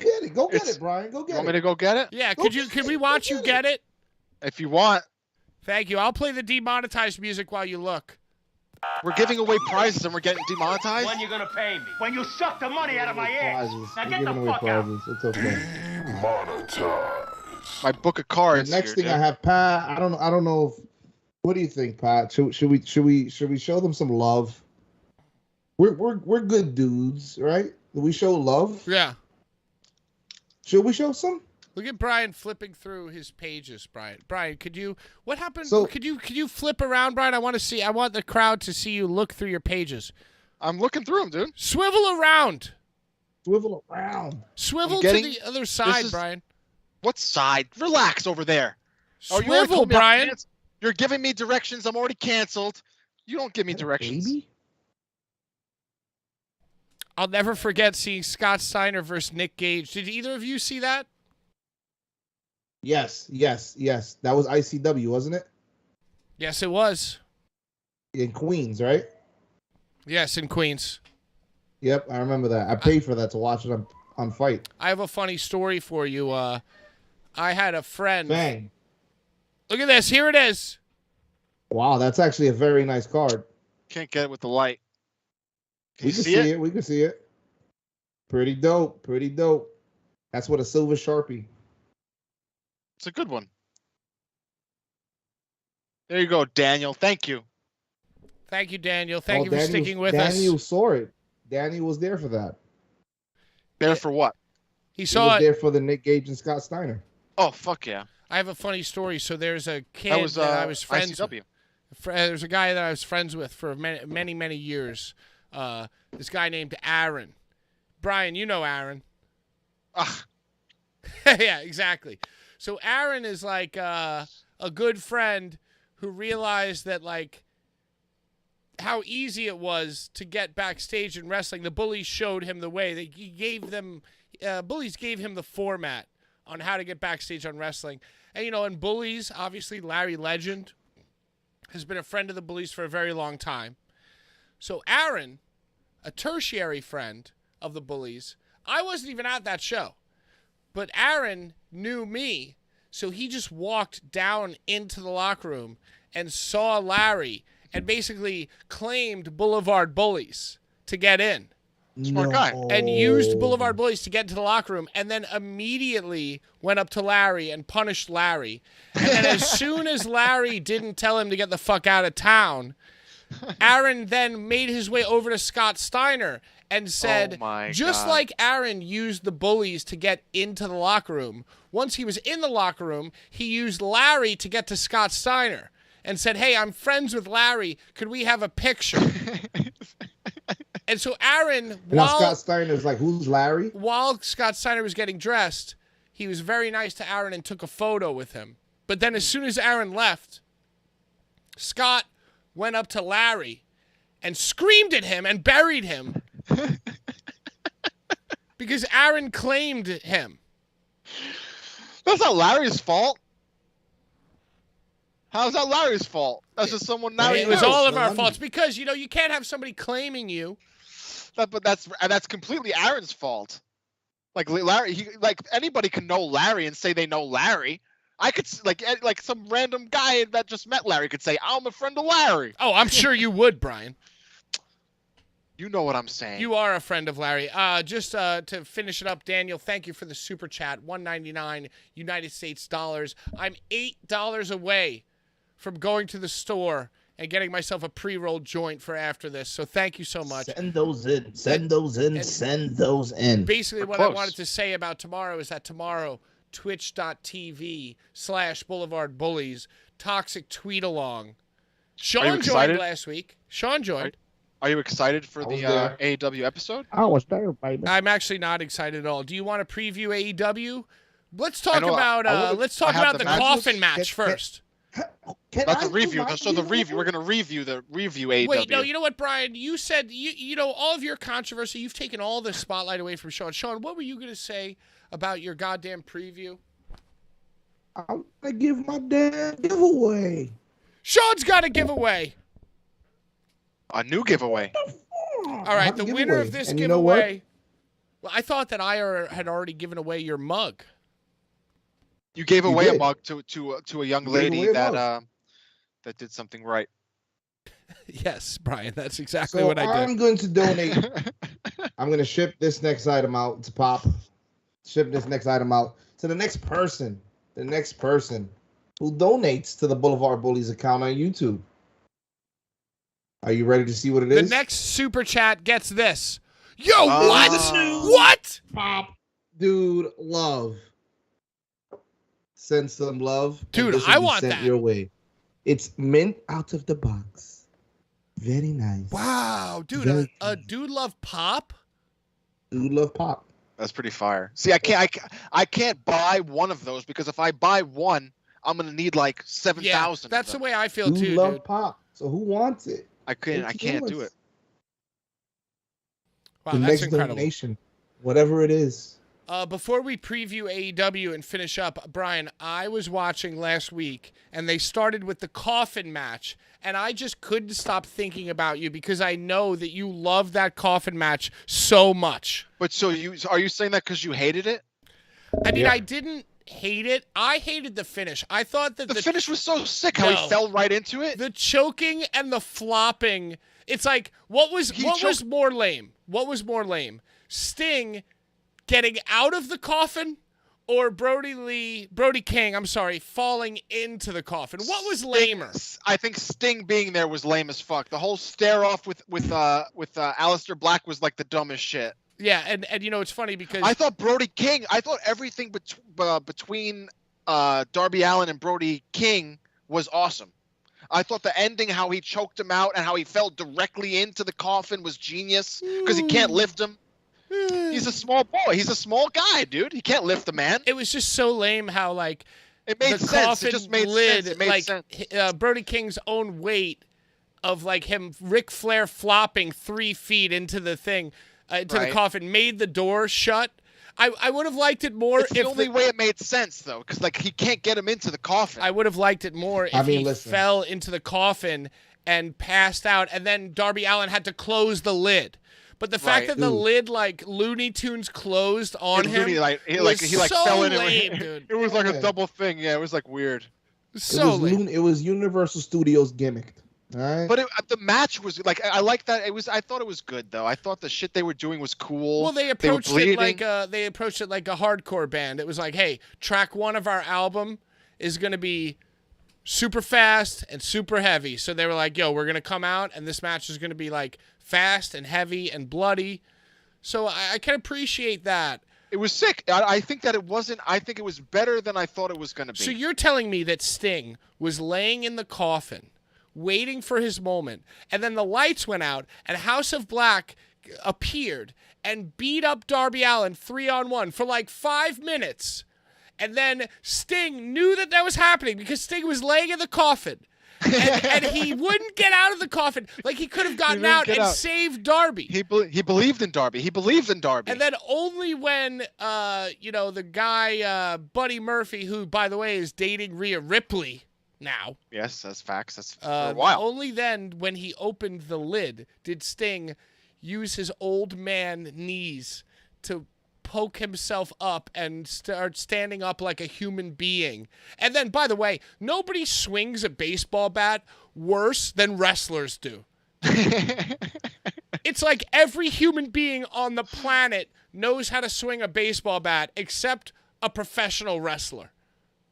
And you think the wrestler that has a bat as a weapon knows how to swing it? I boy. agree, dude. I know that Sting you was- loved it because the blood last week was insane. It was good, dude. Just the tack that when he hit the dude in, when Darby hits Brody in the stomach with the tacks and the tacks are just there, dude. It's just like it's an impression, you know? Yeah, but It then like, he looks just dope. rubbed it. Darby just rubbed it on Brody King's head so that he could start But bleeding. the tacks were there, like they stayed in his belly. So that was enough. Nah. That was good enough for me, is what I'm saying. You know that Brody King was on that real good baby aspirin. His shit was flowing, dude. Yeah, it was thin blood. It was thin blood. Whew. Yo, blood on every fan. You imagine you're just like, you're sitting front row at AEW. And by the way, what was it? It was in like Minnesota, right? Minneapolis. Something with lakes. It was a lake. Yeah, it was a whole lake Yo, thing, right? and those people stayed for all of Rampage too, because that wrestling don't come around very often. So they were super good crowd, super passionate. Can you imagine Brody King just whipping his hair back, just blood flying on the first 4 rows, falling into your beer. The crowd at AEW lives for that, likes that shit though. Like the crowd at AEW is more kind of like blood people, if you will. Brian, if you hate Goldberg so much, who's your favorite Jewish wrestler? MJF. MJF. Are you serious? Yeah, okay, kidding fair me? enough. I'm going to tell you that MJF would call Goldberg a goddamn Jew. Oh! I'm sorry. My name is Ginsburg, and I'm allowed to say it. You doubled down. You went for it twice. Barry Horowitz. You said it. It's got to be Barry Horowitz. Well, I was asking a question for you, Brian. I'm just saying MJF would say it. MJF would say it. And I'm a fan of MJF. So that's where I go. So what Pat, was are better? you a fan of Barry Horowitz? Barry Horowitz is an old school man. Could you make me familiar with a Barry Horowitz? Oh, my God. Yo, how dare you? How dare you? He doesn't even know Barry. One of Barry Horowitz's best years, baby. Barry Horowitz. That's before my time. Just mute him. 95? 1995 is before my time. Oh, I forgot you started watching wrestling 98. Right. All right, there we go. All right. Well, I do watch older times, but Barry I mean, what did Barry Horowitz do? Had some good matches. You can watch some good Barry Horowitz WCW matches. Barry Horowitz also has some good matches with Bret Hart and Superstars. You can watch that on YouTube. Barry Horowitz with Chris Candido when he went to WWF. No, dude, the best Barry Horowitz Dominance match was the one where he finally won his match. Like, what was the Barry Horowitz match? He didn't beat Razor because 1, 2, 3 beat Razor. Whoa, Barry Horowitz beat. You ready for this? This is trivia. Barry Horowitz was a Brooklyn Brawler level jobber, right? Right. He always lost. And he always had the jacket. He always did that. And, obviously that 1, 2, 3 kid beat Razor Ramon, and his, jobber becomes a player storyline. Who did Barry Horowitz beat to get himself an angle, get himself a little push? Don't look it up, Sean. I'm not looking it up. I couldn't tell you. Yeah, I think I know who it is. Wasn't it Hakushi? I think it's Chris Candido and Sonny. Yeah, that's what the body Dominance gimmick. It was ECW or was it WCW? No, it was in WWE. Yeah, okay. Beer, Blood, and Body Slams knows. Yeah, it's the body Dominance, right? Yeah. Yeah, he knows. My guy knows his stuff, bro. Yo, Rich. That was big back then. Rich Kaysen of Beer, Blood, and Body Slams. Do you want to move your schedule around and be our in-studio guest on Tuesday, August 30th? Yes. You are the one that I want. You are the one I want. I want to talk some horror movies. I want to talk some old school wrestling because he knows his We'll shit. talk some horror video games. Let's talk some beers. Ooh. Talk some beers? That. Yeah, dude. I feel like that's a match made in heaven. Dude, have you tried this beer? This fucking smooge, bro? What's that? Smooge? It's like a milk? Dude, it's a seltzer, but it's also vegan, and there's no sugar in it, and it tastes like a goddamn smoothie. Oh, I thought you was gonna say like a chopped cheese. No, dude, I don't even want to get into it. Yo, I'm not gonna get into it. You know what, Brian? I'm gonna put you out. You ready? I want you to. Sean, you know that Brian's a world famous vegan. I'm not a vegan. Yes. I eat pizza. Yes. He eats pizza. He eats non-vegan cheese pizza. Yep. Right. Oh my God, yo. Steve DeCasa in the chat. Steve DeCasa in the chat. Was David Starr canceled? He was the Jewish wrestler I knew and loved. Oh my heard God, that yo, in his this voice. show is a mess. This show is an absolute mess, dude. Larry Legend's in the house. Larry made it at the 9 p.m. mark. Larry, how the Larry, hell dude. are you, my man? Larry, Welcome- just save welcome to the yourself, end. dude. Save yourself.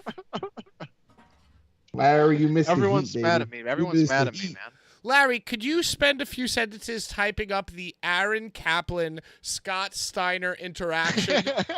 Because I tried to describe it because Scott Steiner came up, and I would love for you to try to bring us up to speed on that. Oh my God. Okay, so any more questions? The next super chat over $2 wins the Dude Love fucking Funko Yo, how Pop. about this?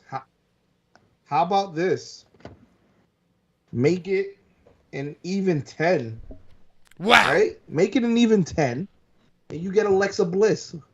What? Double? 10 Double for pops? 2? Show the bullies some loves, and Wow, this is what Sean, we I don't do. want to authorize or encourage this, dude. I don't want you to get rid of your sweet pops. No. This is not how we do on the Bully Show. We make money, bro. And this is what we do. So By the these way, babies, this they week we gotta got a go. huge week, dude. I haven't even been thinking about it. We got a huge week coming up. We got 5 Big shows week in coming 4 up, man. days, dude. That's insane. 5 shows. It's all Brooklyn and Bully Long Island? Bullies. Okay, so Thursday is the Queens Brewery. Queens. Friday, I think, is Far Rockaway. Saturday is Bay Ridge, Brooklyn. And then Sunday is Bay Shore, Long Island. That's 4 shows in Bay 4 Shore days. But then there's a 5th Yep. show. The SAT has actually reached out to me and employed me, PK, from the Blvd Bullies, to ring announce their show. What is it called? Wrestling Now? When wrestling is now. Wrestling is now. WIN. It's a win. WIN. It's a win for me. It's a win for the fans. It's a win for the Blvd Bullies. So I'm going to be heading out to New Jersey on Saturday to do that show. And you are going to be filling in for me at Outlaw Wrestling. So All Blvd 4 Bullies, That I shows? will be. we're going to be multitasking. Wait, so which shows is Sean ring announcing?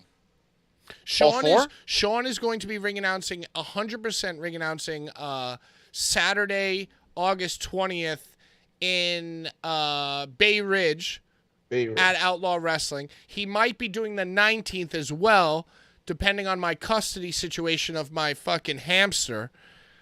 And, we'll figure it out.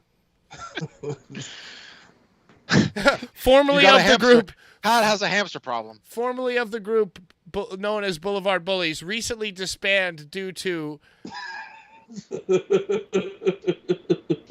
Brian's behavior. Long story making short, me so Steve, tight. Bald Steve in the chat, just so you know, David Starr, I mean, how do you put it lightly? He was a menace to society. And he needed to, reboot himself and make a lot of changes. Now, he found God, found Jesus. Oh, It was in the Larry sofa shared the story. cushions. Jesus was in the sofa cushions. He was there the whole time. Apparently, David Starr didn't think to look when he was being an asshole. But then, once everybody told him he was being an asshole, looked in the sofa cushions, found Jesus, dude. So everything's Everybody cool, hunky finds dory. Just like Will Smith. Jesus. Will Smith slapped Chris Rock, went to the Taj Mahal. Everything's fine. David Starr found Jesus in his couch cushions, little fucking dunk thought you in said- the didn't you say holy he was- waters, and he's back to normal, dude. Everything's cool. So Aaron was the newest bully since Steve DeCasa. He, of course, was granted backstage access. After the event was over, Aaron sauntered to the back to watch me change. As I went to say my goodbye to... Wait a second. And Steve goes, wait a second. David Starr is not Jewish anymore? What a heel turn. No. I'm not saying that he got baptized as a Christian, dude. You said he found Jesus, but I was gonna ask you that too, but I didn't want to be crazy. I didn't want to be a bad boy. See, thank you, Steve. Wait, by for saying being that he here. found Jesus. Oh, see, I was saying that he found Jesus metaphorically, not as far as like he You can't changed his just say religion. that, dude. Can't just say that. Big Papa Pump Aaron was hot on my heels camera, phone ready. He seized the moment and asked me, please get a photo of him and Steiner together.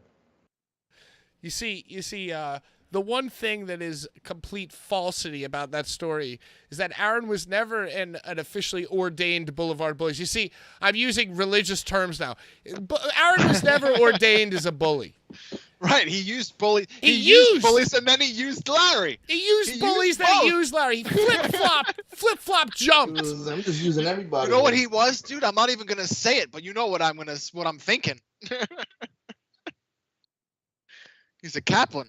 No, he did not give up Yahweh. He just gave up sexual harassment and recalibrated himself with Yahweh, you know? Can I ask you a serious question? I mean, are you sure you want to? Who do you think the partner of the Young Bucks is going to be tomorrow? I think it's going to be Kenny Omega, bar none. Yes. No, Sean. You know what? Actually, I think it might be. I think they might. Oh man, I don't know. Maybe they set up. How about this? I think that eventually in the finals, it actually will be Hangman Adam Page as their partner. Yes. So the question is, I think, do they start with Kenny? Kenny gets hurt, and then Hangman fills in, or do they start with like Dustin Runnels? Hangman. Oh. Basically, Hangman's going to be the guy. I think this is what's going to happen. I think they're going to go out and they're going to start, doing the whole Kenny's here. Is he here? They'll do the cameras to the back. They'll show the door open but closed. And when it comes time for the match, the Bucks are going to come out. And Kenny's music is going to hit. Everybody's going to go wild. It's going to be like a Sean, who's your daddy, Montreal type of thing. And the person who comes out is no other than their videographer. What's his name? Brandon Cutler. He's going to come dressed as Kenny Omega. And after that, what'll happen is he'll get the crap beat out of him. And who will come to save the day other than Butterfly Jeans himself, Adam Hangman Page. Yo, that was not a cute look, I gotta say. What the fuck was those butterfly pants, dude? Hold on, let's just bring the Larry story to full completion. Sean, can you read the chats? Okay, so here we go. I'm gonna start from the beginning. Okay. So you're gonna start from the beginning. All right, so start from the beginning. I want to hear the whole story. Yes, please. Yep, I think that's it. So I'll start now. So Aaron was the newest bully since Steve DeCasa. He, of course, was granted backstage access. After the event was over, Aaron sauntered to the back to watch me change. As I went to say my goodbye to Big Papa Pump, Aaron was hot on my heels, camera phone ready. He seized the moment and asked me to please get a photo of him and Steiner together. Scott begrudgingly obliged. Then yelled at me for letting an old body in the back to get a free picture with a star like him. I was scolded and had to sell big. Like I was so sorry for setting up such a torrid affair. That's my favorite line. Like I was so sorry for setting up such a torrid affair. Poor Larry. Like what? Was he flexing while he yelled at you? Was he flexing his muscles? Come here, take a picture with a star like me. Oh my god. And just to clarify, Bald Steve is really like one of the original bullies.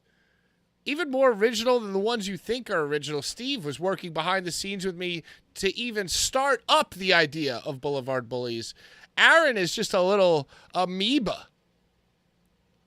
The worst kind. Yes, and then Larry yelled at Aaron. And you know what, Larry? I think I told you this. When you told me that story, I called Aaron and yelled at him more. and then like because Cuck Steve and Casanova Cuckentine were also like very heavily enthralled and emboldened with their love of Aaron. They said, Pat, why did you call Aaron and yell at him? You didn't need to do that, man. Pat, you're going too hard. What's the big deal? That's the fucking tagline. I see him. Big deal of the Cucks. The Cucks will always say, deal? "Oh, what's the big deal? Let him watch. What's the big deal?" Watch. Yeah. No, but you know what? Aaron was never granted bullies privileges. Aaron was never given clearance to use our name to get backstage. Aaron just took it upon himself. Like a Johnny come lately. You know, Cuck shit. He used Cuck the shit. knowledge of something that was bigger than him and fucking infiltrated. And I yelled at him. And then I got yelled at for yelling at him. Yes, that's true. He was allowed in the ring at the Psycho Circus. Okay, well, yes, he was allowed at the ring of the Psycho Circus because we were doing a Make-A-Wish. It was a little Aaron Make-A-Wish situation. Psycho Circus is different than walking backstage and not knowing how to act around Scott Steiner, obviously. Scott Steiner's pretty awesome, if you ask me. What a tale indeed. Oh, yeah. Oh! What happened? What happened? No. We got a super chat of $19.99 from Daniel Fruchter. That's my boy. Daniel, do me a my favor. Fellow Jew. Find my Instagram, Ringside Sean. Message me your information so I can send these things out to you, man. You're the shit, dude. That was awesome. Super chat.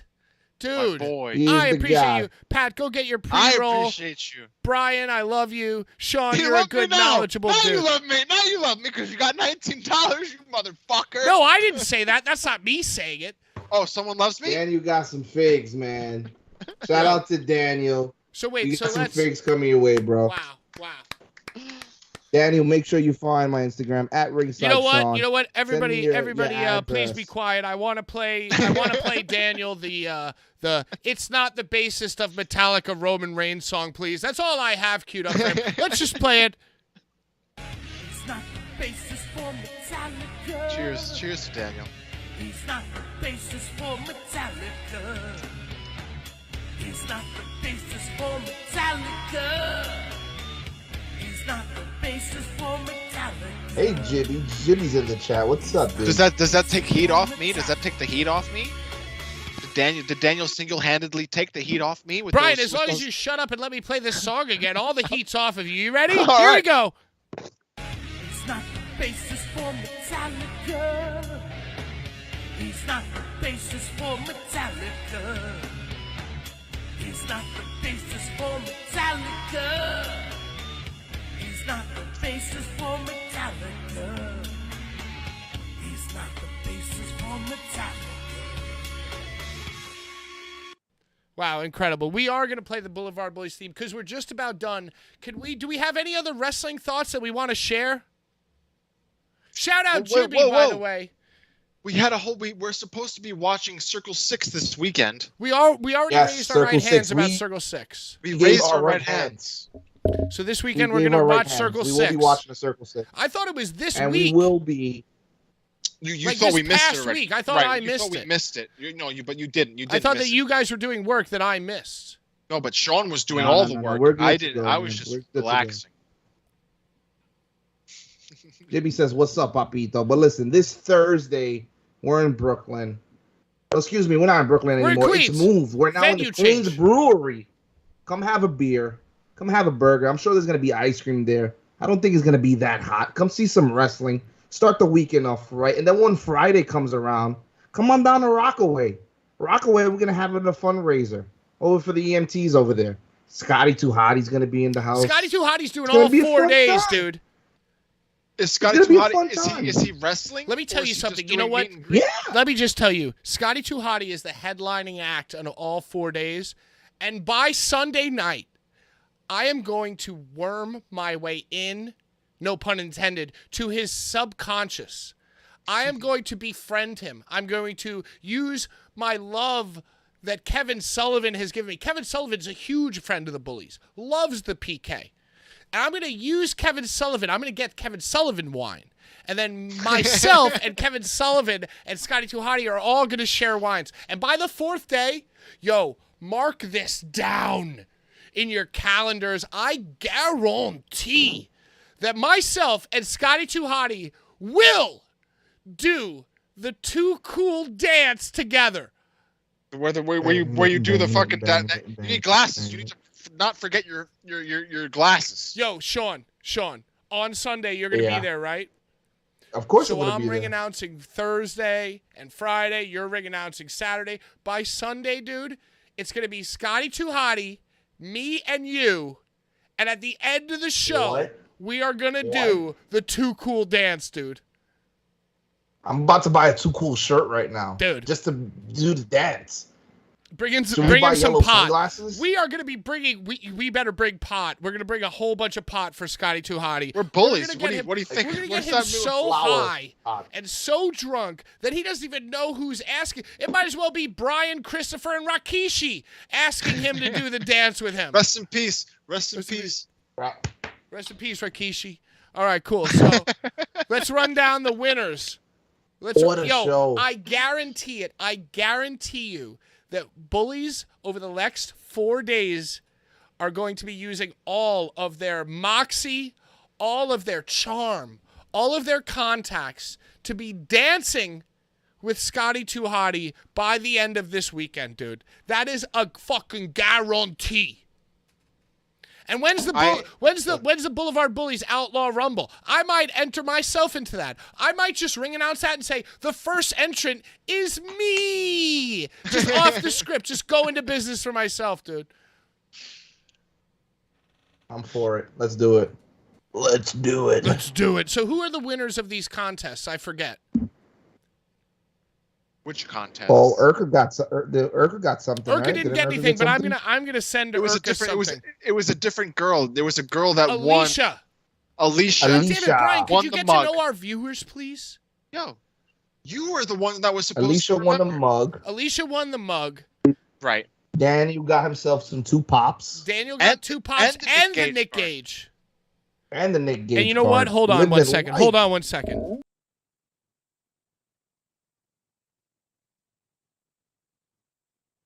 You're gonna send the wig, dude? Urka, I'm sending you this podcast-worn wig. You want to act like Brian Danielson or Blake Christensen Danielson or whatever the hell. You want to, guess what? You want to go as Blake Christensen for Halloween? Just walk around talking about how your girlfriend's dating a guy who's more buff than you now? Well, guess what? Blvd Bullies got you, girl. And that's it. And that's pretty much it. Final thoughts. And we love everybody. We love everyone. We love everybody. Please don't. It smells fine, I promise. Please don't. Hey, Pat, ask Scotty Too Hottie about being the Reek 1-2-3 kid before Sean Waltman became the deal when he fought Bigelow in the Manhattan Center and had American thinking he was about to win. He was a jobber back then. That was like 93, right? We're gonna get this wig graded. That was like 93, Larry. Yo, Daniel, also, anybody within the sound of my voice, if you want to come to these shows, Thursday in Queens, Friday in Rockaway, Saturday in Bay Ridge, Brooklyn, or Sunday in Bay Shore, Long Island, all you have to do to have free admission to the show, and yo, you want to walk backstage, bother Big Papa Pump for a photograph and claim bullies and get Larry in trouble, guess what? You're invited. All you have to do to get a free ticket to these outlaw shows is watch us on stream, and we consider you a friend of the Bullies, and you're in. So Daniel, I know you're in the area. Steve, you're in the area kind of too, not really. And anybody else, if you find yourself in the area and you know this live chat, and you are watching this show, you are a friend of the Bullies. Anything else? Final thoughts, y'all? I'm in the mood for empanadas, dude. I'm hungry, too. You want some empanadas? Yo, bro, you know what I'm going to do? Listen, I'm going to make you some arroz con gandula. I'm going to make you some pernil. I'm going to make you some habichuelas. I'm going to make you some empanadas. In Puerto Rico, we call them pastelillos, okay? Cuando tú dices eso, tú dile pastelillo. Say it with me now, pastelillo. Pastelillo! I just want to fucking chop cheese. Oh, yeah, so that's the story. We went to Flyer for the show. And, dude, Brian got absolutely fucking hammered and ate a chopped cheese, dude. I crowd surfed. He crowd surfed for Crowbar. We watched Crowbar with Crowbar at St. Vitus, and Brian crowd surfed and ate a chopped cheese, which is all meat. And cheese. And cheese, yeah.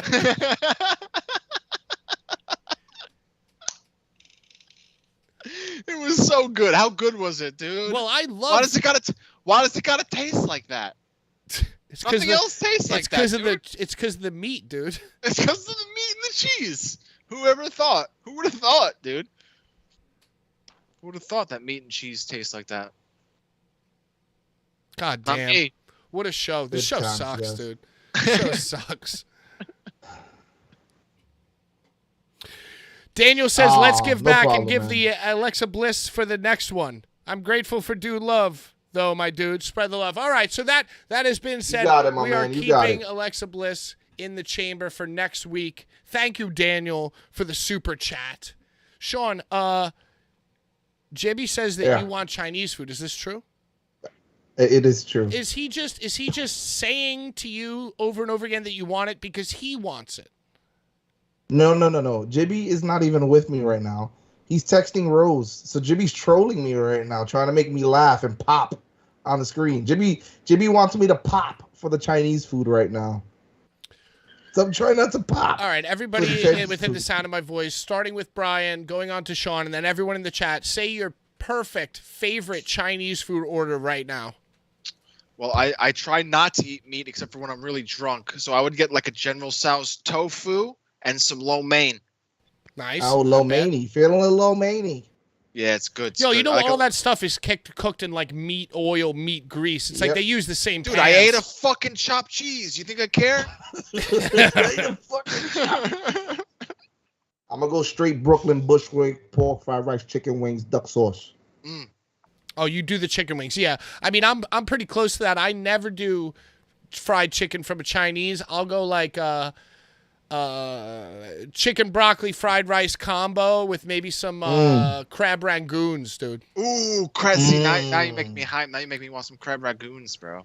That's it, Daniel says 4-piece chicken wings, pork pork. rice. What'd you say? I'm sorry. Nah, Daniel got it. 4-piece chicken wings with the pork fried rice with the duck sauce. Yep, that's what Larry says too. 4-piece wings fried hard as fuck, vegetable fried rice. And vegetable Pat, fried rice. Pat, do you Larry's from New York. You know what time it is. Pat, do you remember Taco King? Dude, yo, Taco King's right over here, dude. I still partake.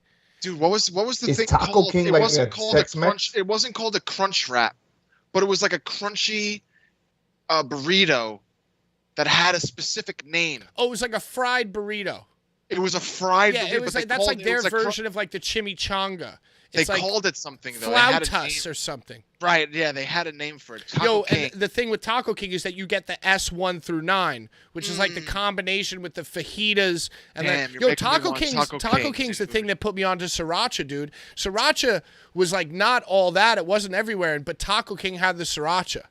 I feel like a Taco King is an underrated establishment. Yo, Jedi Joe saying, so a cheesesteak. Does I would assume that Philly has good Chinese food, probably, right? It's like a major metropolitan area. No, I think that New York I'd is hope so. notoriously known for having good Chinese food, and nowhere else really has good Chinese food. Dude, Brian, it's called a Yeah, I Crunch heard- Go. Philly pizza. A Crunch Go. I heard this weekend Philly pizza's horrible. Yes. Was that Daniel? Was Yeah. that Daniel? Daniel knows. A Crunch Go. I need one of those right now. So bad. NYC running through my veins. Crunch Hell Go. yeah. Castle Hill. What's Castle Hill? And you take the rib tips, scallion That's the Bronx, pancakes. Scallion pancakes. Taco King is closed now. Dude, I feel like Forever? I got it like recently. That's like the Cherry Valley of taco spots, dude. On 73rd Oh, wow. on 73rd Avenue, Taco King is closed. You're making me Ooh, tight. Damn, now. that's a tragedy. I like to That's do a also tragedy. Wow, Larry really Happy put Taco. the takeout. Happy emotion. Tacos on 33rd and Francis Lewis. That's like a good substitute. They got good chicken burritos. Well, that's way closer to your crib. Yo, you know, I got to tell you, Taco King used to have something because they were going crazy at some point. They had a hot dog in a hard shell taco, dude. Oh, so it was like a hot dog wiener with like lettuce, tomato, cheese in a hard shell taco with like sour cream, dude. Ooh, that's That's called a insane. tizzle. That's called a tizzle. Did you ever go to Fuck outta Criff Dogs? Dude, did you ever go to Criff Dogs? Criff Dogs in the city? Yeah. Yeah. Oh, it's That's in Brooklyn. easy. In Brooklyn, they make like fucking hot dogs with like fucking bacon, egg, and cheeses. Oh, I What? didn't even know there was one in Brooklyn. There's Yo, one over here on 8th the Street original- between Dude, First and the 8th. original Criff Dogs is on like North 8th and fucking. It's Williamsburg. Oh, It's and got- Williamsburg. Yeah. Yo, Most of a gourmet hot dog ain't no joke, dude. After the one No. Outlaw show, I guess it was the Outlaw show that we went to another bar to watch WrestleMania. This bar had like nothing, but they had glizzies and all the toppings, dude. So you'd get like a sesame, sriracha, fucking pickled onion hot dog at this like dive bar. Dude, you're Yo, making me dude. so hungry right now, dude. What are we gonna eat? What are you guys gonna eat as soon as we get off the air? I think I'm gonna get pizza. Sean's I have good pizza. Oh, I'm there you actually go. waiting for Chinese food. You're getting Chinese food. I think I'm going to go pre-roll joint, maybe a margarita, and call it a dinner, dude. Hell yes. Yo, you're close to Cherry Valley and Christina's though. I would like if I was like by you, I would always Nah, get but that. that delivery fee is like $5. Oh, that's Like if I cool. call But if you them, get you need Grubhub Plus. right? If I you get call Grubhub them, they Plus. won't deliver. It's like all the way down the Clearview, dude. Right. So if I call don't them, even they're know not if going to you think deliver. Grubhub I Plus. could get to them through Uber Eats, but depending on time, it's probably like $5 delivery fee. 45 minutes, $5, dude. That's brutal. That's brutal. You know what I'd rather do is like a Crave It. You know, Crave It on Crave Mel? It is good, dude. Yeah, They Crave It's make got good tots. shit. Crave It's got tots as well. They make really good pizza. All right, these well, Queens restaurants. it's the moment that you guys have all waited for. It's the moment that we stop talking and play the Blvd Bullies theme music. Join us tomorrow. Well, join me tomorrow on twitch.tv/Blvd Bullies for the Toxic Tweet Along. So if you watch AEW and you love to keep your finger on the pulse of all the toxicity going on in the internet wrestling community, well, guess what? I'm your guy. I'm your navigator. Call me your Sandman, because I'll take you into the dreamlike state of wrestling Twitter. Is that the Chinese food? Is that it? Oh my God! That was the perfect timing. Dude.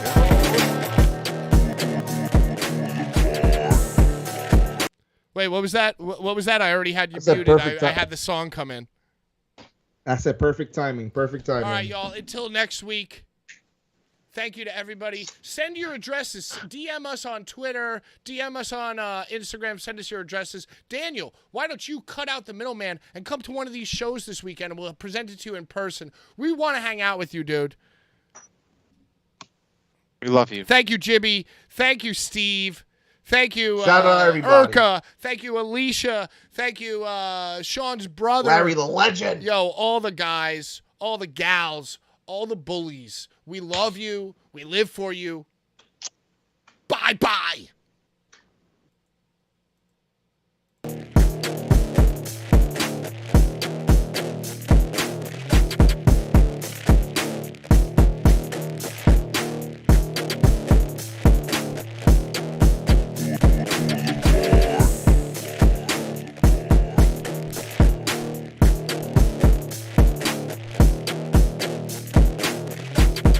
Bye-bye.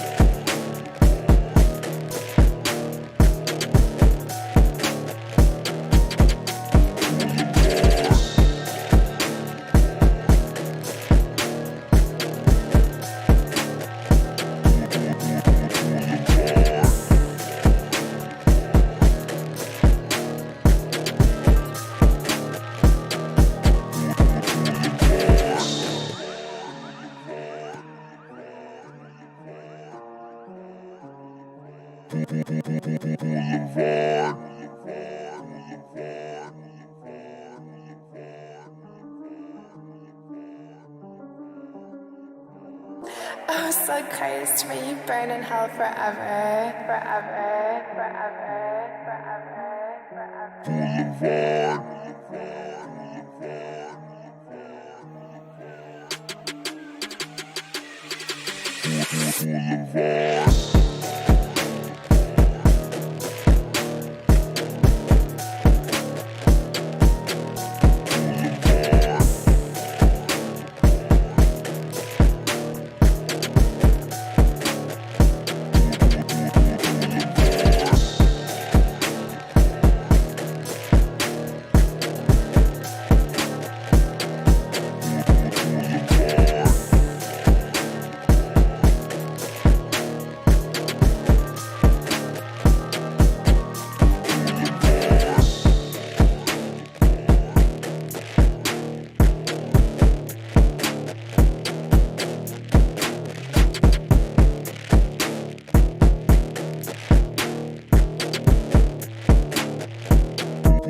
Bye.